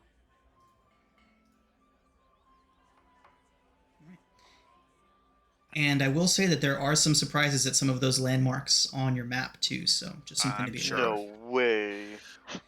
The book does I not give never you would've anything for guessed. that map, by the way. So anyone that tries to run this in the future, don't expect the book to give you anything as far as that map is concerned, because it does not. Well, I mean, the Candlekeep Mysteries book is not very thick, and it's It's not. 16 adventures. Anyone in the future that watches my DM prep guides for this game will see the anger that I felt when I finally got to this chapter. I'm like, what the fuck is this? Oh no. I'm trying to decide at what point I can start watching the prep guides. I would honestly say when they for this game specifically, I would say probably about like 2 or 3 out. After that, you're good. That's what I figured. Yeah. It's really, I'll let you know when, because I'm still developing what I call the campaign map. It's still being developed as we go right now. So I'll let you know when it gets to a point where spoilers will be too bad by just looking at the campaign map that's on there. Okay. Okay. All right, everybody. So, departing from Silvery Moon in the morning, the surrounding countryside is vibrant. It is very nice, but once you get maybe 20, 30 miles away from Silvery Moon itself, heading in that northerly direction, I don't think this map is... Yeah, so once you guys are about 20, 25 miles north of Silvery Moon, the atmosphere begins to change. It's not really desolate, but the people around are most definitely not as jovial as they were closer to Silvery Moon. A general air of sadness fills the area. And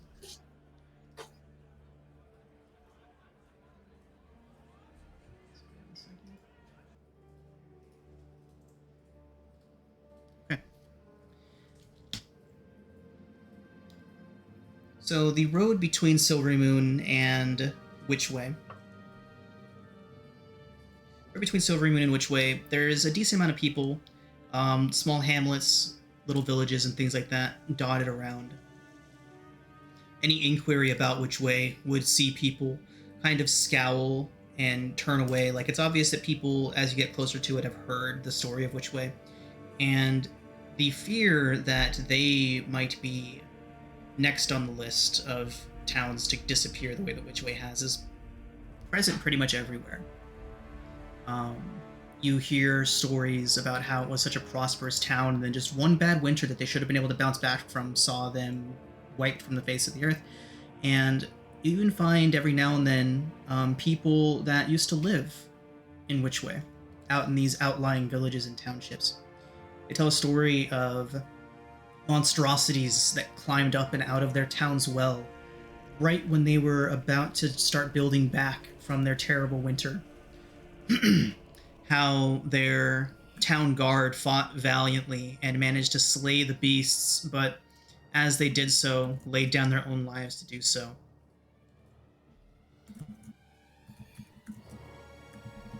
Did we get any details of the type of beasts that were climbing out of these wells and stuff? Said that they... Go ahead and make a charisma investigation check for me. Charisma investigation, so +0 for investigation. Is there any way that Releve could help with that? So are you assisting for that 20, or would you like to make your own roll, Releve? Would you prefer... let me give him a bardic inspiration. Oh, just give me assistance so I get advantage. Yeah. Oh, okay, yeah, that's fine. That's fine. I'll help out. Okay. Go at advantage. Sorry. All right. So, you do manage to come across one villager, and at first they're very reluctant to speak to you about it. But when you press a little bit harder and reassure them that you intend to try and help, they loosen up a little bit, and they go on to tell you that they couldn't describe what came up out of the well. They've tried ever since that day. This is obviously a very old individual, as it's been decades since the fall of which way. But they say that it's a lot of times they question their own memory about it, because all they get when they were looking at it and they try to remember it is just this immense feeling of being lost, having no clue where they were, why they were there, which way they need to go, just this immense emotion. And they said that every time one of these creatures crawled up and out of the well, that's what would happen around them. People having trouble to actually put into a physical description what was happening in front of them, what they were seeing, but they all remember either feeling extreme anger or loneliness, and once even hunger, as something crawled up out of the well and ate one of their draft horses whole in front of them. What would it be? A Whole? nature check Arcana. or an arcana? Arcana. Can I make the arcana check? Can. So, Adso, you would recognize that the Shadowfell can produce creatures of pure negative emotion. And when they do, those that aren't exactly the strongest of minds perceive them only as that negative emotion. Those that can force through that veil of just negative emotion can see their form, but many don't like to talk about them because they are quite horrible to behold. But Adso, with the 17, you would know that the Shadowfell can produce manifestations of negative emotions, and that's likely what came out of those wells. Okay. So I hope we guys have good will saves. Or wisdom saves. Will saves 3.5. And 4. Oh, we don't Is talk this- about We don't four. speak of We can 4. talk about 4. I swore Is this gonna be one of good It was a 4. constitution?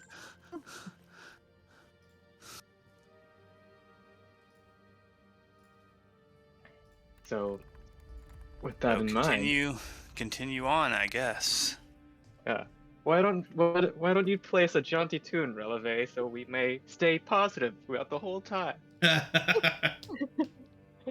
I'm sure they'll love that. She would indeed. I assume the people we talk to, basically, our conversations reassure us that we are on the right path. Most definitely. Yeah. Okay.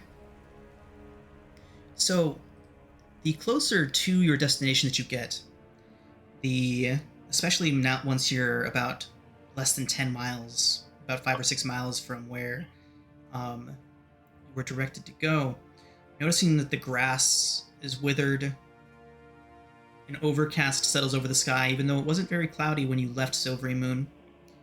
It seems to be radiating from this spot. Deep overcast blocks out the sun. It gets much, much colder. You can actually see your breath condensing as it leaves, visible on the air. And not long after, you begin to see broken down, rotted out buildings and hulks of these structures looming up before you all. And as these all come up, you see lying flat on the ground, rotted away with time and neglect, is a sign which reads, "Which way?" Cool. Mhm. How long before full dark? About an hour. Is it gonna make a difference? Not necessarily, but just What getting my bearings. I would like to do, what I would like to do, I would like to start ritually casting the spell Detect Magic. The Tresson is gonna be Yes. on invisible creature duty, searching. Okay. Let me pull this up and I'll just put it on the deal.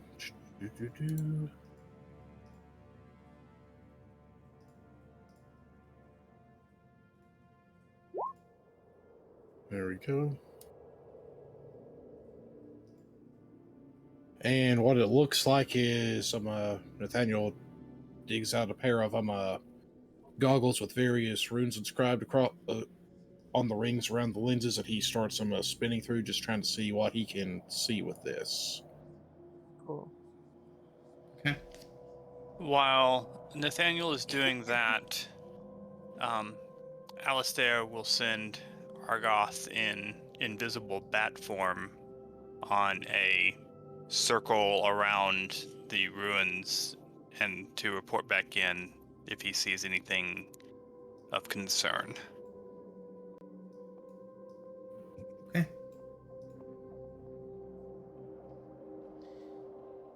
So, Nathaniel, as you're kind of sweeping around trying to get the sense of the area, every now and then you just get this immense rush of necromantic energy and then it immediately subsides. After it subsides, it doesn't appear to be anywhere. But that sense was extremely powerful when it was there right before it faded out. Almost like it's coming in waves and then receding back just as quickly as it arrived. I look at the party and say that there appears to be some form of almost like surges of necromantic energy that just sometimes course through here. For no reason at all seems- whatsoever, can I get a marching order from you all? Squishy in the middle. We're a little clusterfuck. Star's like 10 I'll feet in front of everybody. Okay. Releva's behind you, Scar. And I'm okay either being up near the front or near the end, whichever one folks want me at, considering Rear. I'm probably the second most crunchiest after Uskar. Take the rear. Alistair will bring up the rear. Oh. Releva's still playing that violin. And Nathaniel will have sent his Still Defender to kind of be up there beside Uskar because you never know. Sean, can you give Essentially, me What was the question? can you give me control of a Tresson? You got it.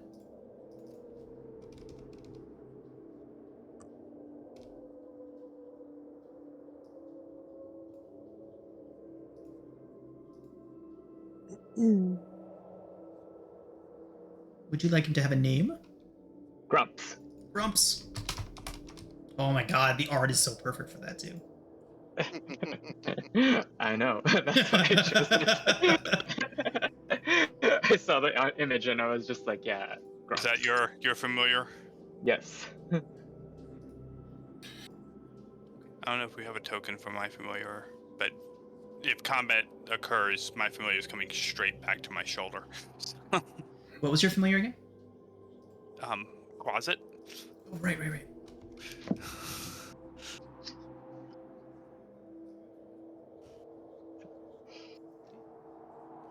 But he's in bat form right now. Invisible bat form. Invisible bat form. You got it. I can't remember if I gave you access to a closet yet or not, so in case I didn't, I'm doing it again right now. Don't think you have. Okay. Does your closet have a name? Yes. His name is Argoth. Argoth, nice.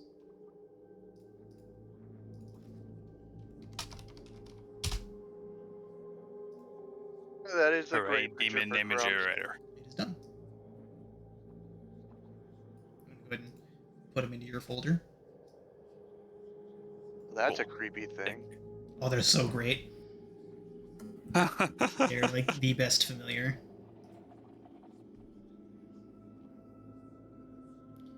Okay.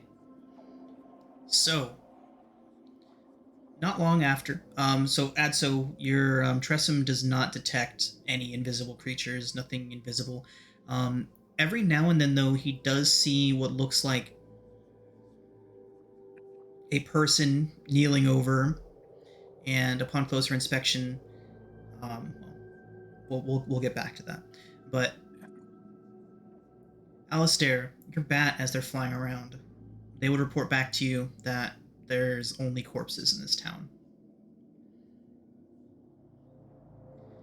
And no small number of them at that. I sense large numbers of dead people.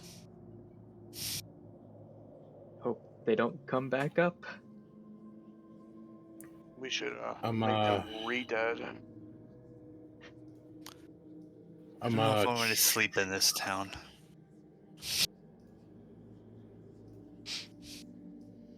So, Adso, Grumps would say that every now and then he would let you know that he gets this glimpse of just somebody sobbing over a body, but when he goes to refocus on it, there's no one there. Oh. Just reflections of these people in their final moments. Okay. So there's no one location where this is happening. This is just happening all around. It is. Okay. Oh.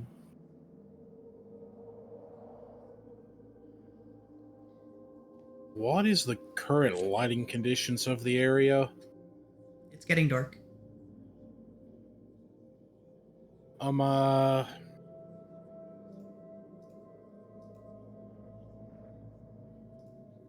Nathaniel is going to reach up to where he has the Morning Star strapped across his back, touching the head of it, and he's going to cast light upon the head of it. Because he has dumb human eyes that can't see in the dark. Well, it's not full dark yet, right? It's getting dark. So we had an hour. So Your journey into town and through it is... Whoa, what happened? it's very dark. That was not the map I adjusted lighting on. Oh. Gotta love that. And I also figure that while he's doing it, just because he knows that does require concentration, he's going to use one of his little magical tinkering things that produces the 5-foot light, and probably just slap it on his shield just so he's at least got 5 foot of light even if he drops concentration. Okay.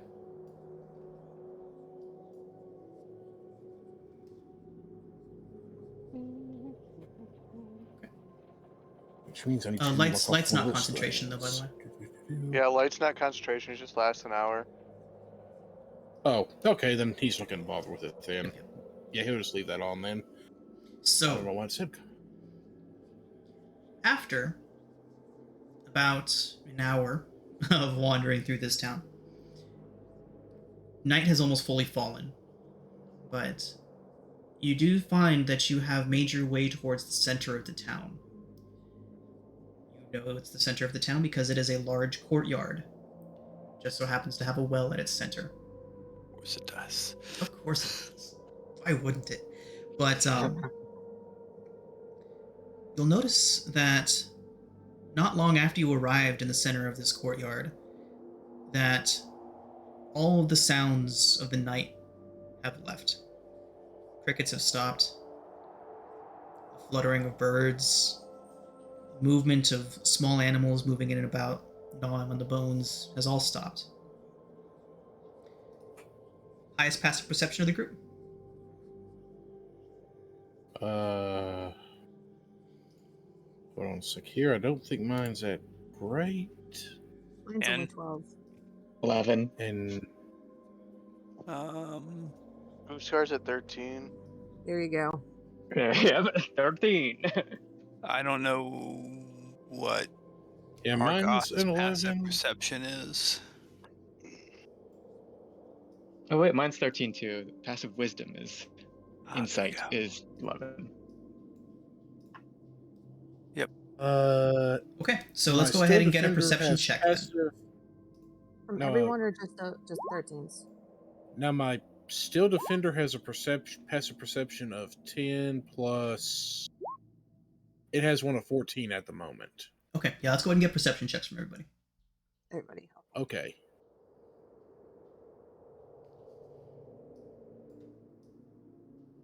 Rolls have been terrible today. They're like 3 that I've made.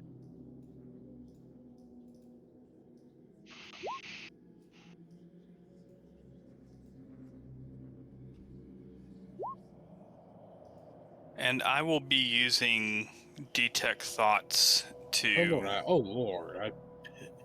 Well, that's not gonna matter. determine if there are any Terrible. thoughts within 30 feet of me other than my party. Does anyone want a coronal shift? Hold on one second. Let me check. Hey guys, would this Yeah. be a good time to like be Bardic. aided? It might be. I think I need aid. Hold on a second. What is Because all this quiet is making her hair stand on end. Sean, can she aid? Okay, and on the Still Defender, it is a D20 plus 4, so let me try that right quick, because it does have perception. I'm gonna use my sessional inspiration to have a 20. Oh, nice. Adso. Nice. You- I don't think Okay. 12's gonna do it. Is that what we needed? Was it 20? It certainly wasn't a 14. Oh. Okay.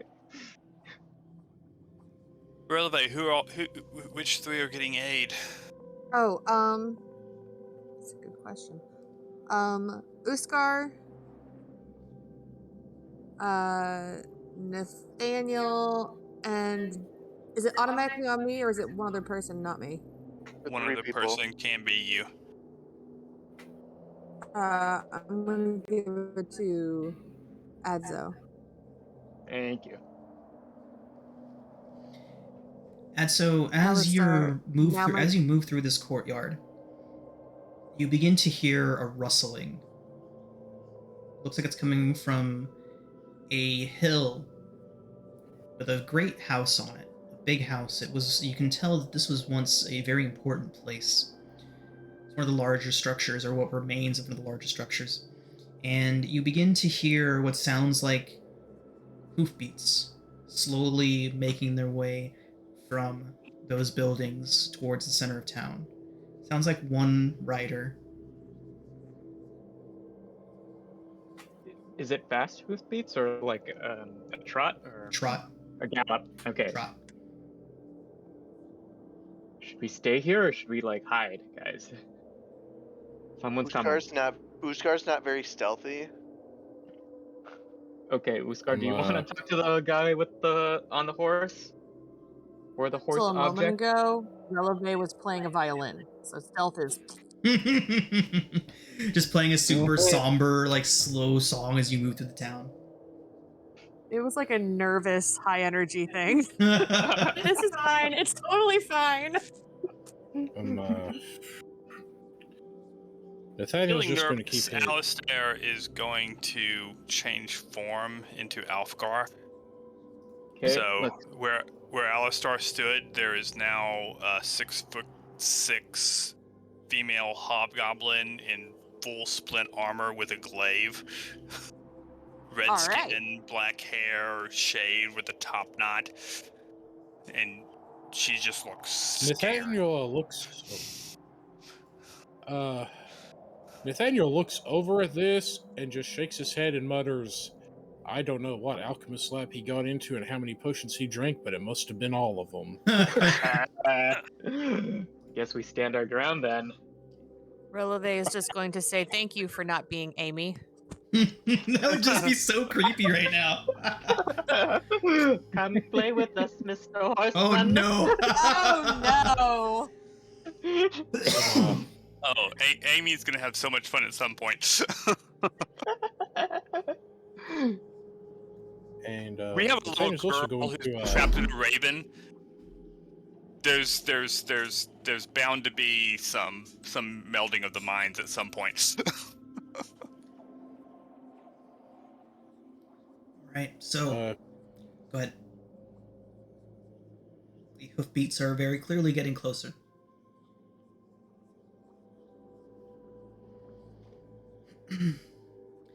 After a few moments, you find yourselves. Do we see anything coming, or just hear it? Make another round of perception checks now that you are smack dab in the middle of this courtyard.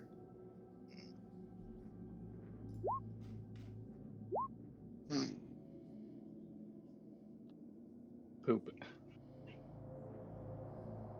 Where's Carver when you need him? Right?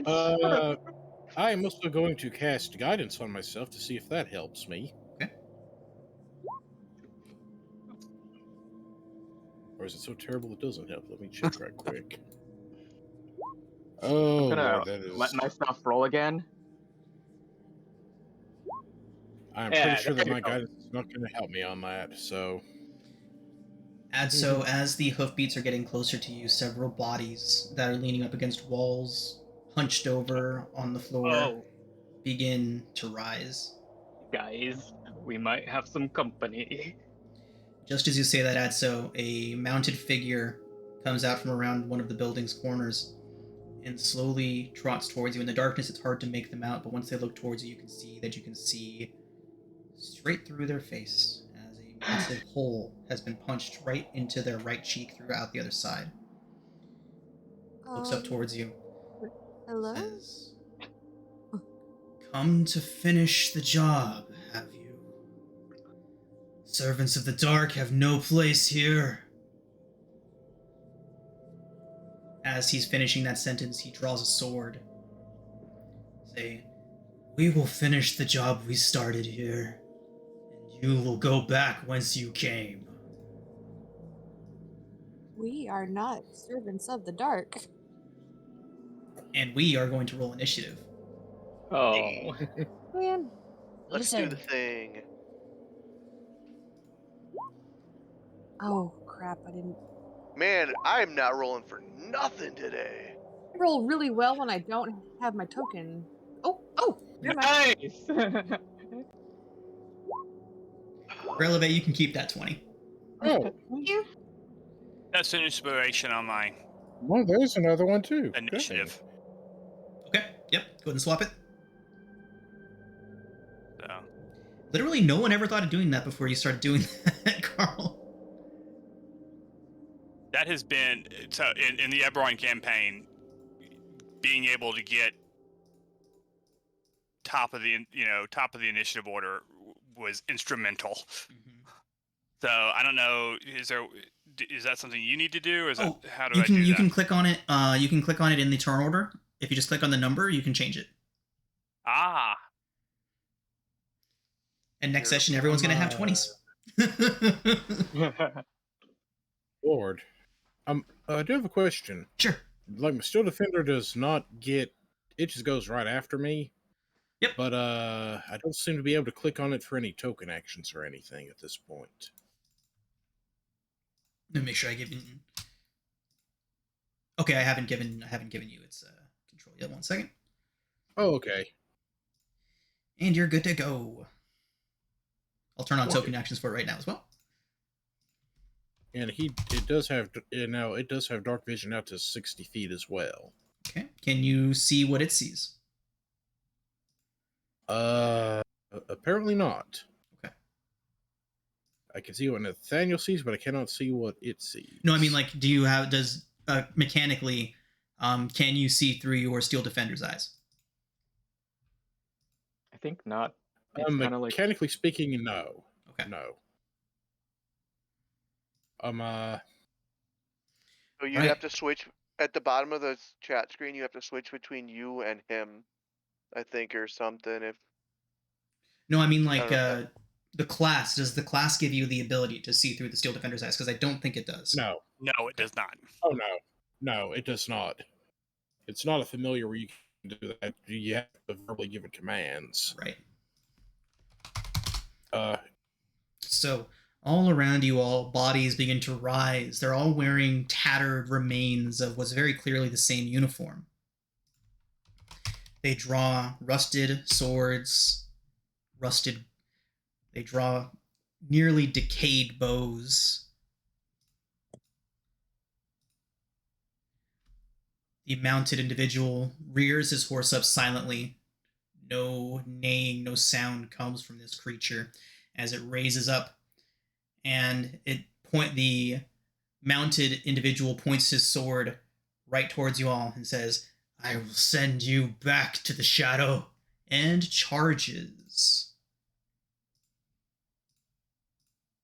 Alistair. Light growth. Centered right there. Okay. Which should put Releve and Adso just outside of the radius. 8 by 8? It's a 20-foot radius. So right there? Yep, perfect. Okay. And I will move.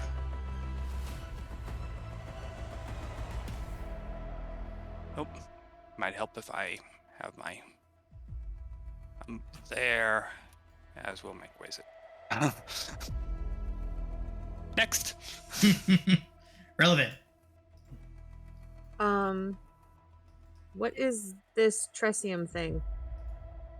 That would be Adso's familiar, Grumps. Oh, sorry. I'm sorry. Don't kill it. I was like, I'm gonna fuck with it. No, I'm sorry.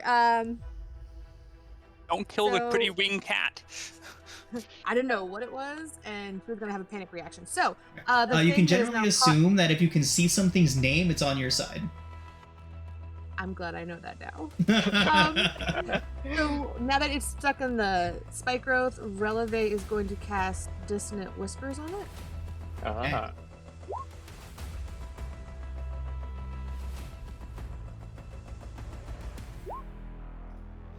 Oh, it does get an 18. It does take half that damage, though. Okay. And then she's going to throw a Bardic Inspiration. Who's... She's gonna throw it at though.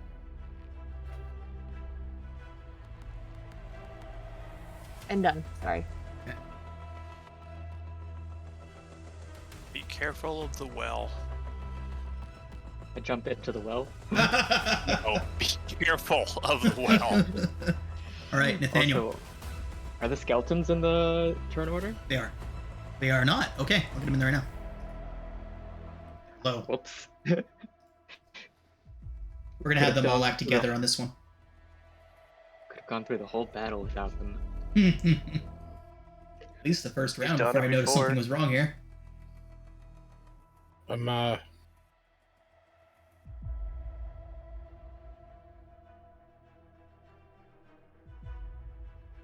Nathaniel's kind of looking at the whale because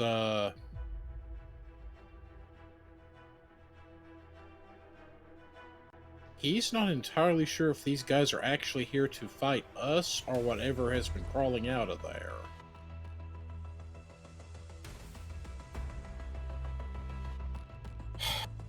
Make an insight wants check. to take a shot, but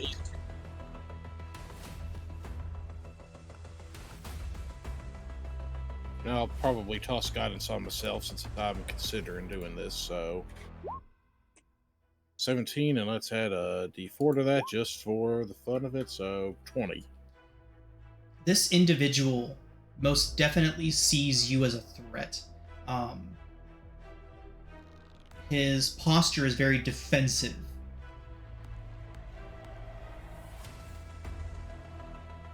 How do I put this without giving away?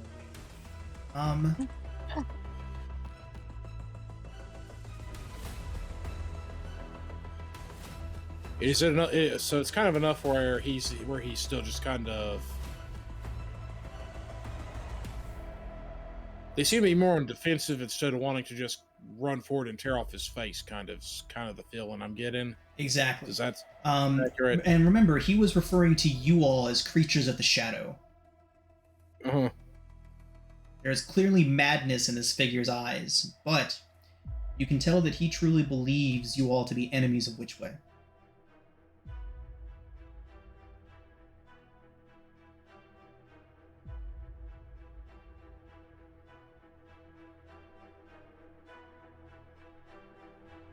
I don't know why I put your Steel Defender up there. But, oh, you said the Steel Defender was up there by Uskar. Okay. Yeah, he was by... Yeah. I want to attack it, and I'm probably going to regret doing this, but... Let's move closer to there, and we're going to... Oh, I totally forgot. Utilize... Would anybody like to run Rigel in this combat? We do have permission from MK to do so. Oh, I played a Stars Druid before. Hells yeah. There you go. I'll get him into the initiative right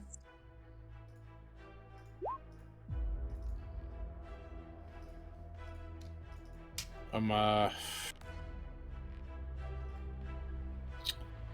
I'm going to... You got him, John. Thanks. Okay, what I'm going to do is I'm going to utilize the magical tinkering thing on a small stone I dig out of my pocket to light it up and toss it down said well to see if something comes up to attack there. You smack hornet's nests too, don't you? He does. Nathaniel, the token drops and drops and drops and drops until you just can't see it anymore. God, that nothing. damn well is an entry to the Shadowfell. Okay. I'm so mad at you. Well, since that was my action, he also hollers out to his Steel Defender that if anything attempts to attack Oscar, to attack him, Oscar to try to intercept it if it can. Okay. Or if anything's within 5 feet of it, to try to attack it. I don't think that there is, or anything unfriendly. I don't think that there's anything like that around it, but... Sorry, what's the trigger again? Okay. Basically, it has... With a reaction, it can... Once per turn, it can use its reaction to deflect an attack, where it has disadvantage to hit Oscar. Okay. Uskar. Okay. It imposes disadvantage on one attack coming for Uskar, so... Okay, Adso. Okay, so this guy is clearly in a state, right? Oh yeah. Hostile towards you would be the right way to put that. Would I know if a pacifying spore would affect this guy? Check his... Somehow I think not. Yeah, but like, hey. From what you know of the nature of undead, as this individual is clearly undead, you would know it would have no effect on him. Okay, good to know. And so, I go to Nathaniel. We're not attacking this guy, right? We're not attacking anyone? I was unsure if they're meaning to attack us or whatever was actually coming from said well. If they attack us, I don't have any problem with unloading with every bit of fury we have. Okay, in that case, I'm just gonna probably move.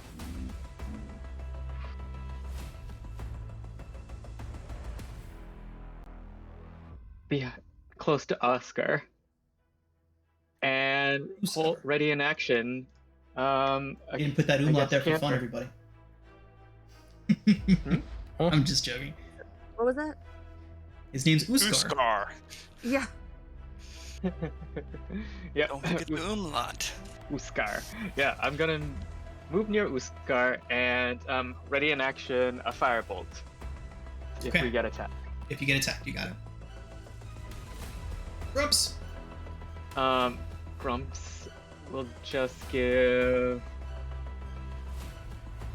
Rigel the help action. No, who's next in the Uskar the help action. Okay. And then fly in the up into the air above me. And that's Rigel's turn. Oh. Hey, why not just summon some light? Yeah, he's gonna cast Moonbeam, but not put it on top of anyone just yet. Okay. And it's a 5-foot radius. You have to use the voice. Cast Moonbeam! Right there! Just Okay. in case anyone comes near us! And as my bonus action, I'm gonna go into Starry Archer form! But not shoot anyone! But not shoot anyone. Yeah, I'm just gonna ready that action! So where's the moonbeam situated? Let's put it near this guy up here, but not on top of him. Okay. And, yeah. I miss MK. I'm like the only one who like did anything like actually. Oh, no, you did Dissonant Whisper. Okay, yeah, I'm not the only one Yeah, who yeah. attacked. No one. Yeah. Well, it's the defensive attack that you did. With that, everyone, these skeletons, several of them begin marching towards you all, swords drawn.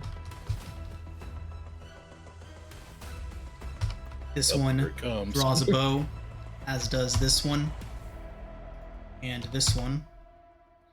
Uskar, this skeleton, marches right up to you, and had so. That one marches right up to you, and with complete emotion, no emotion on any of their faces, even though some of them do still bear some semblance of who they once were. You can see now that each one of these individuals wears the same uniform that marks them as former guardsmen of this town. With that, Nathaniel, 2 short bows are loose towards you. Oof. One is an 18 to hit, the other is a 13 to hit. And which one is it? His This armor one class is and this one. his armor class is 18. Okay, so 18 hits for 4 piercing. Okay, and I actually got to add one. I got to add I get 5 extra hit points because of the aid spell, correct? Correct. Yep. Okay, so I just need to add 1 to that because that will whittle it down to there.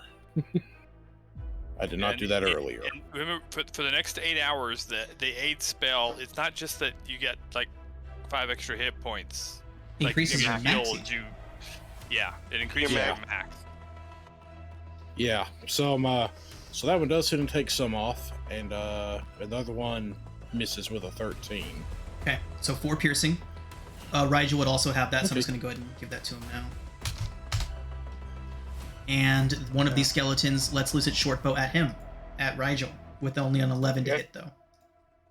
Okay, misses. And who hits? Or who do we? Who procs the all the readied actions? I guess. I'll let you pick. All 3 of these skeletons made attacks just now. Okay. Let's go. I'll go for the one right next to Nathaniel. That Yeah. one is about to make an attack. It hasn't yet, though. These are the ones that Okay, just made hasn't ranged yet. attacks. I mean, Okay. technically they're all making their attacks at the same time. So I will say that you guys can proc your readied actions on any one of the skeletons, as all of them have made hostile intent clear now. So I guess let's go. I'll go for the one near there. Okay. So Starry Face Comet. Starry face comment. Nice. Starry face comment. 11 radiant.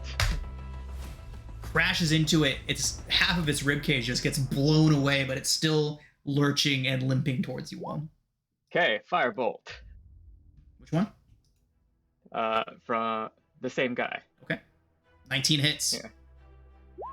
Okay, 3 fire. He gets blown to pieces. Okay, those are the readied actions. Nice. Okay.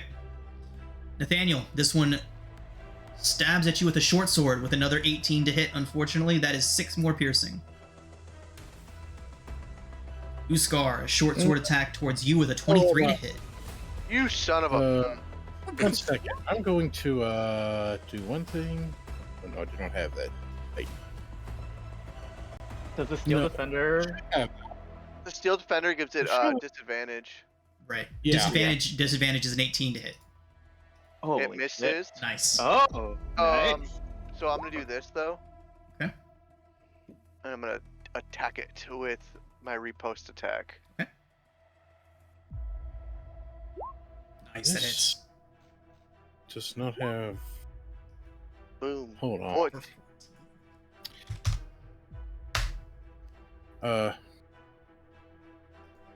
I'm not taking off any damage yet because I'm going to be casting a spell. For some reason, did not pull up all the spells that I had.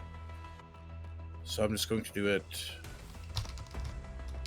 over here.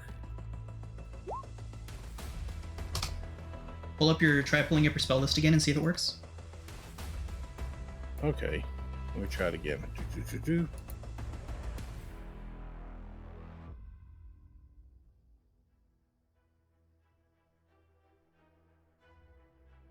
Come on now.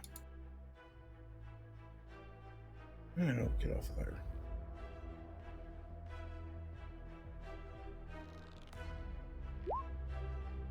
Does that have Okay, more? there it is. Now it is.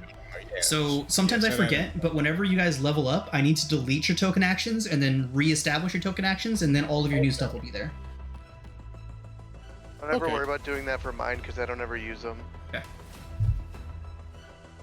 So, that made it where that skeleton missed me because the shield popped up in. Okay, cool. Shield.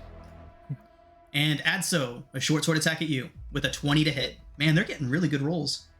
Oof. Yeah, I'll take it. 5 piercing. Oh. Luckily, I have 5 extra health. All right. So, the rider on his warhorse will raise his blade, bring his horse up, his skeletal horse up into another rear, and then charge forward. And it is difficult terrain, but he's using his horse's movement. So, and it's how All the much? movement. A D4. D4 per 5 Square. feet. Yep.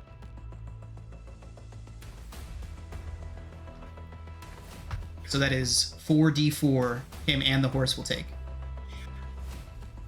Roll it. Who casts Spike Growth?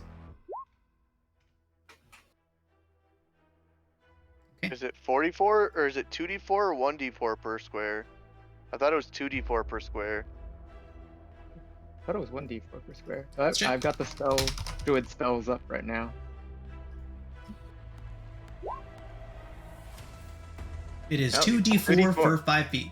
So let's get that again. So it is, wow, 8d4 it takes. Jesus. That's huge. Alistair is now concentrating on Alistair. There you go. 10. Sorry, I was on mute. I was talking. So that's 8 plus 9 is 17 piercing. Nice. The rider pays no mind, although many pieces of the warhorse have been stripped away. But pieces of its ribcage and bone structure have just been torn away by these things as they pass through. The rider seems unaffected as he rides by, and as he passes, brings his sword down towards Releve and says, "Back to the shadow with you!" Makes a longsword attack against you.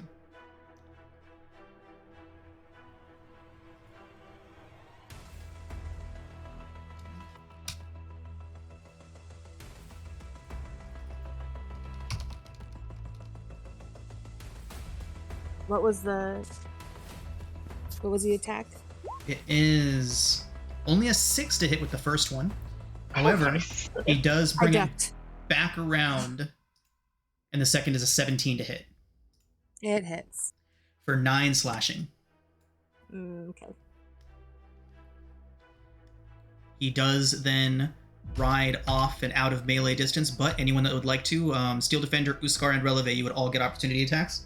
You have to determine if you're going at the right or... Oh, you've used a reaction already. So Steel Defender and Releve both have opportunity attacks, if you would like them. Am I allowed to do Thunder Wave? No, it has to be a No. melee attack, Unless you have Warcaster. unless you have Warcaster.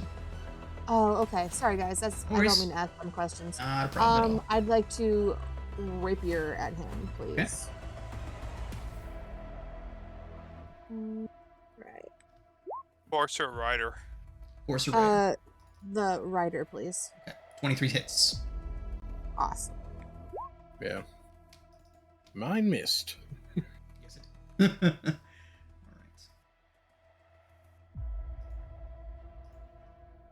Wait, that's not right. I hit the damage and I did that? Click the word rapier. Oh, sorry. Thank you, guys. Mm-hmm.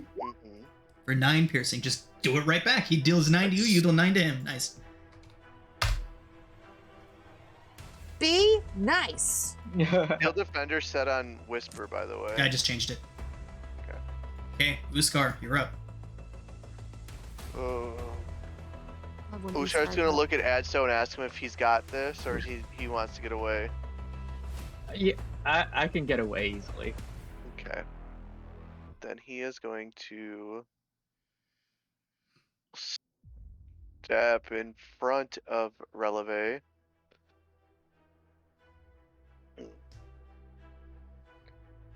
If I do a trip attack, will I knock him off the horse?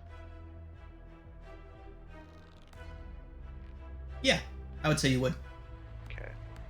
So we're gonna take a swing at him. I'm assuming a 15 doesn't hit. 15 does hit. His armor is basically tatters. Okay. Then I'm going to add a trip attack. So that's that. And do damage. Boom. Nice. Nice damage. So it's a strength save for trip attack, right? Yeah. Must make a strength saving throw. It is a 15. It's my strength mod, so it's 8 plus proficiency. It's only a 13. Yeah, he's saved. Okay. I'm going to action surge, and I'm gonna do it again. Yep. 16 hits.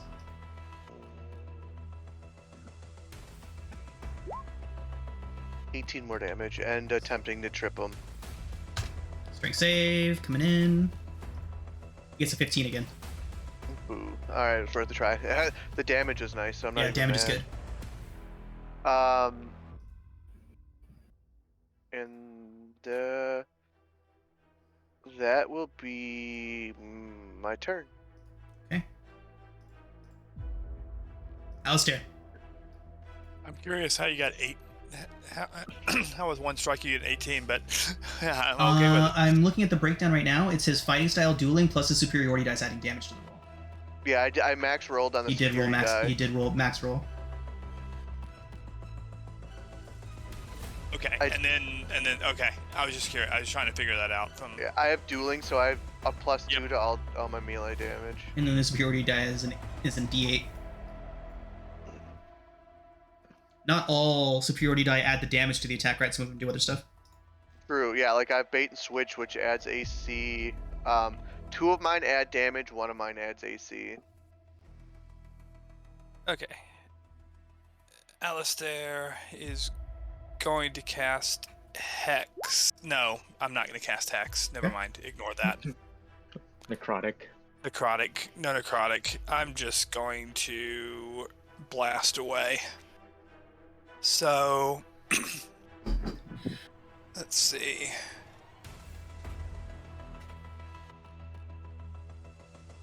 Yeah. I'm gonna fire an Eldritch Blast at the one by Nathaniel. Eldritch Blast. Eldritch Blast. Oh. Yeah, nice. that's gonna be good. Well, Your So genie 16, damage. 16 total. Well, what? Yeah, because your genie damage isn't a dice roll, is it?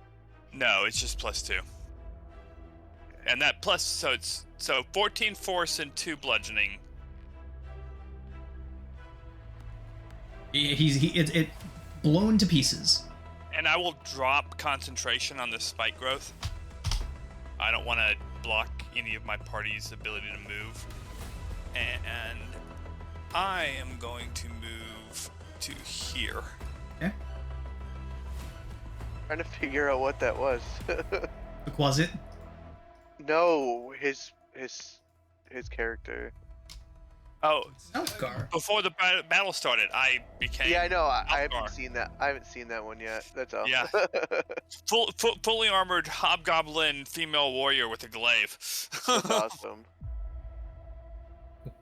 Okay. He feels Relevant. very strong and powerful this way. Not afraid of nothing.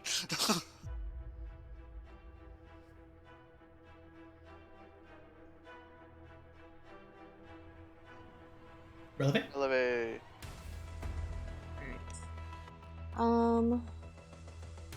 Releve.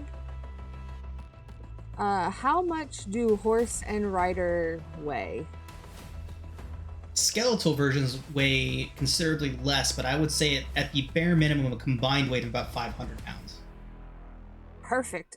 She would like to cast levitate and just make him dangle 20 feet above the ground. The horse or the rider? Combined. Well, the Gotta horse. pick one. So I guess the horse. Okay. Means the rider's up 20 feet too. Yep. Unless he jumps. Well, she would very much like to dump them in the well. Oh God. Well, you can't. Levitate won't let you move them. Won't let you move them horizontally. So. Right. Levitate does. Then she'll Levitate whack does them have with the some- quarterstaff till they go the Oh, direction she wants. Wait, I got something. Ooh. Can't wait. I believe that's pretty much all she can do. So she's gonna send him up in the air and pass it on to Nathaniel. Okay. And the one rider is second, still on they the do get to horse. save again. They do get to save against this. Oh, okay. Since it's targeted on the horse, we'll use the horse's con. Horse's con save result is only a 10. Alright, I'm a 12. Give me another level, and we can do some really neat things with your levitation. Okay.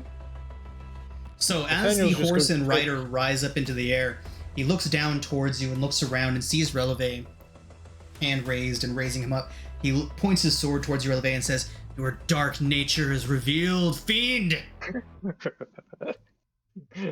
Genasi, actually. She just very calmly corrects him. Still outsider. All outsiders are the same. Okay. Anything else, Nope, I'm done. Nathaniel? Let me just check one thing right quick to make sure that this will actually work. I believe this will work.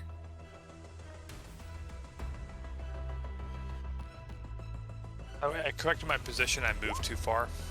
Okay. Okay, 30 feet, and we're within 30 feet, so we're going to Ooh, throw Thorn Whip at him. right into the well? No, right into him and see if we can drag him into the well. Yeah, that's like torn him into the well. Okay, I Wow. need to... Not sure if that's a good idea. Who knows? Could be the Well, best hopefully idea. that horse can't ride up the wall. Okay, why didn't this thing cast? I guess I have to do it at a... Let's try that. Okay. Yeah, he needs to make a spell save DC of 13, or take 1d6 damage and get dragged 10 feet, which hopefully puts him inside the said well. He does get dragged towards you. And he begins to drop into the well. You can see him reach out, and this rage twisting his face. He spins towards you and tries to reach out and grab the sides of said well as he falls. Make a dex save for him. He does roll low, and so you hear him drop into that well. Just you hear thud, thud, thud, thud, thud. But then the thudding stops.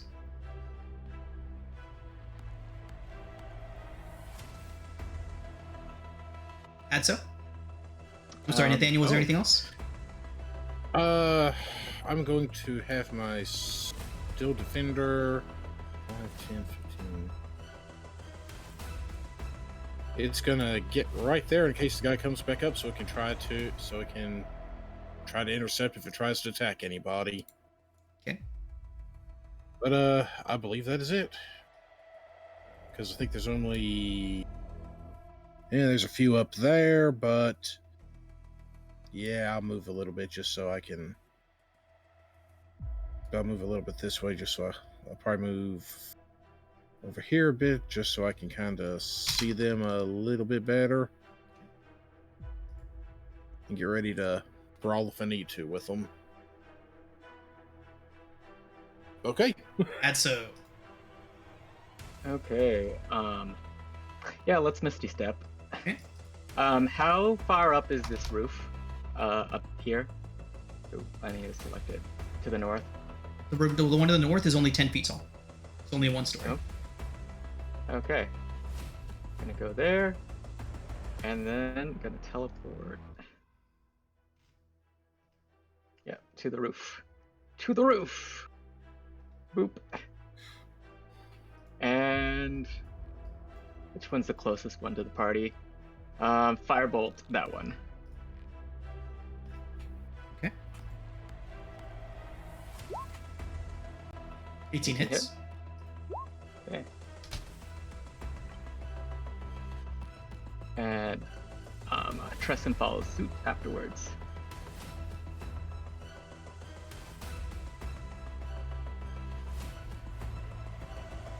Okay, and then it is Rigel's turn.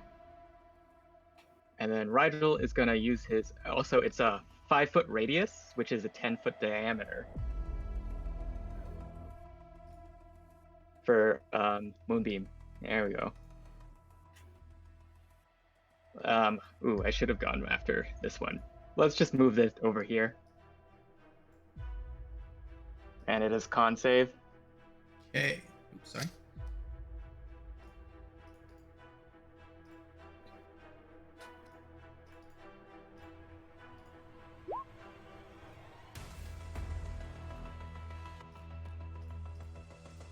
Skeleton gets a 17. Impressive. Whoa, okay. 5 damage. 5 radiant damage still. And let's guiding bolt the shit out of that. Nice. That's certainly a hit. Okay. Blown to pieces.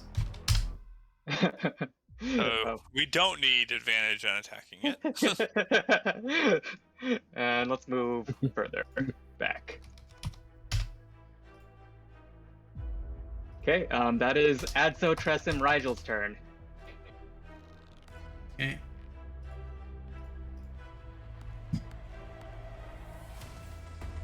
Nice that I have like this giant block of turns. Right. You can use your. Does Rigel still have this bonus action? No, his bonus action was to move the moonbeam. Okay, so you can't use. Okay. Okay. The skeletons continue their attack, seemingly unaware that their leader has fallen. Nathaniel, this one's going to take a few steps closer to you, drop the bow, pull a short sword, and it is only a 7 to hit. Okay. This one approaches Uskar. Also drops its bow, draws a short sword, and Uskar is a 17 to hit you. Misses. Okay. Down in the well, Yeah. Uskar and Nathaniel, you both hear this low moaning sound Does not sound like the person you dropped down there. Yay. Fun times. It is followed immediately by desperate screaming. Ah. That does sound like the person you dropped down there. You hear words drifting up. Not you. Not again. Aw. Screaming, suddenly cut, abruptly silent. Poor dude. This isn't a town, it's a tomb. Uskar. That was deep. Uska. Alright, he's just gonna take a whack at the guy next to him. Good 10 damage. Okay. And, You guys can hear scraping from inside the well. Better knock that off. I think that's all I get to do, so that'll be his turn.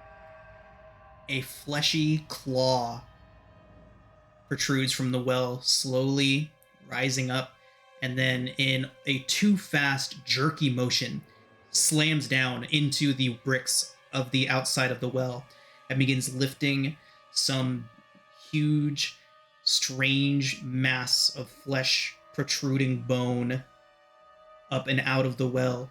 A low, mournful sound echoing down into the well, seeming to reverberate back up towards you all, as an elongated face turns itself towards you, rotating around, looking towards all of you, and lets out this. That's not normal, right? Oh, it's totally normal. We're going to go ahead and pick up here next week, everybody.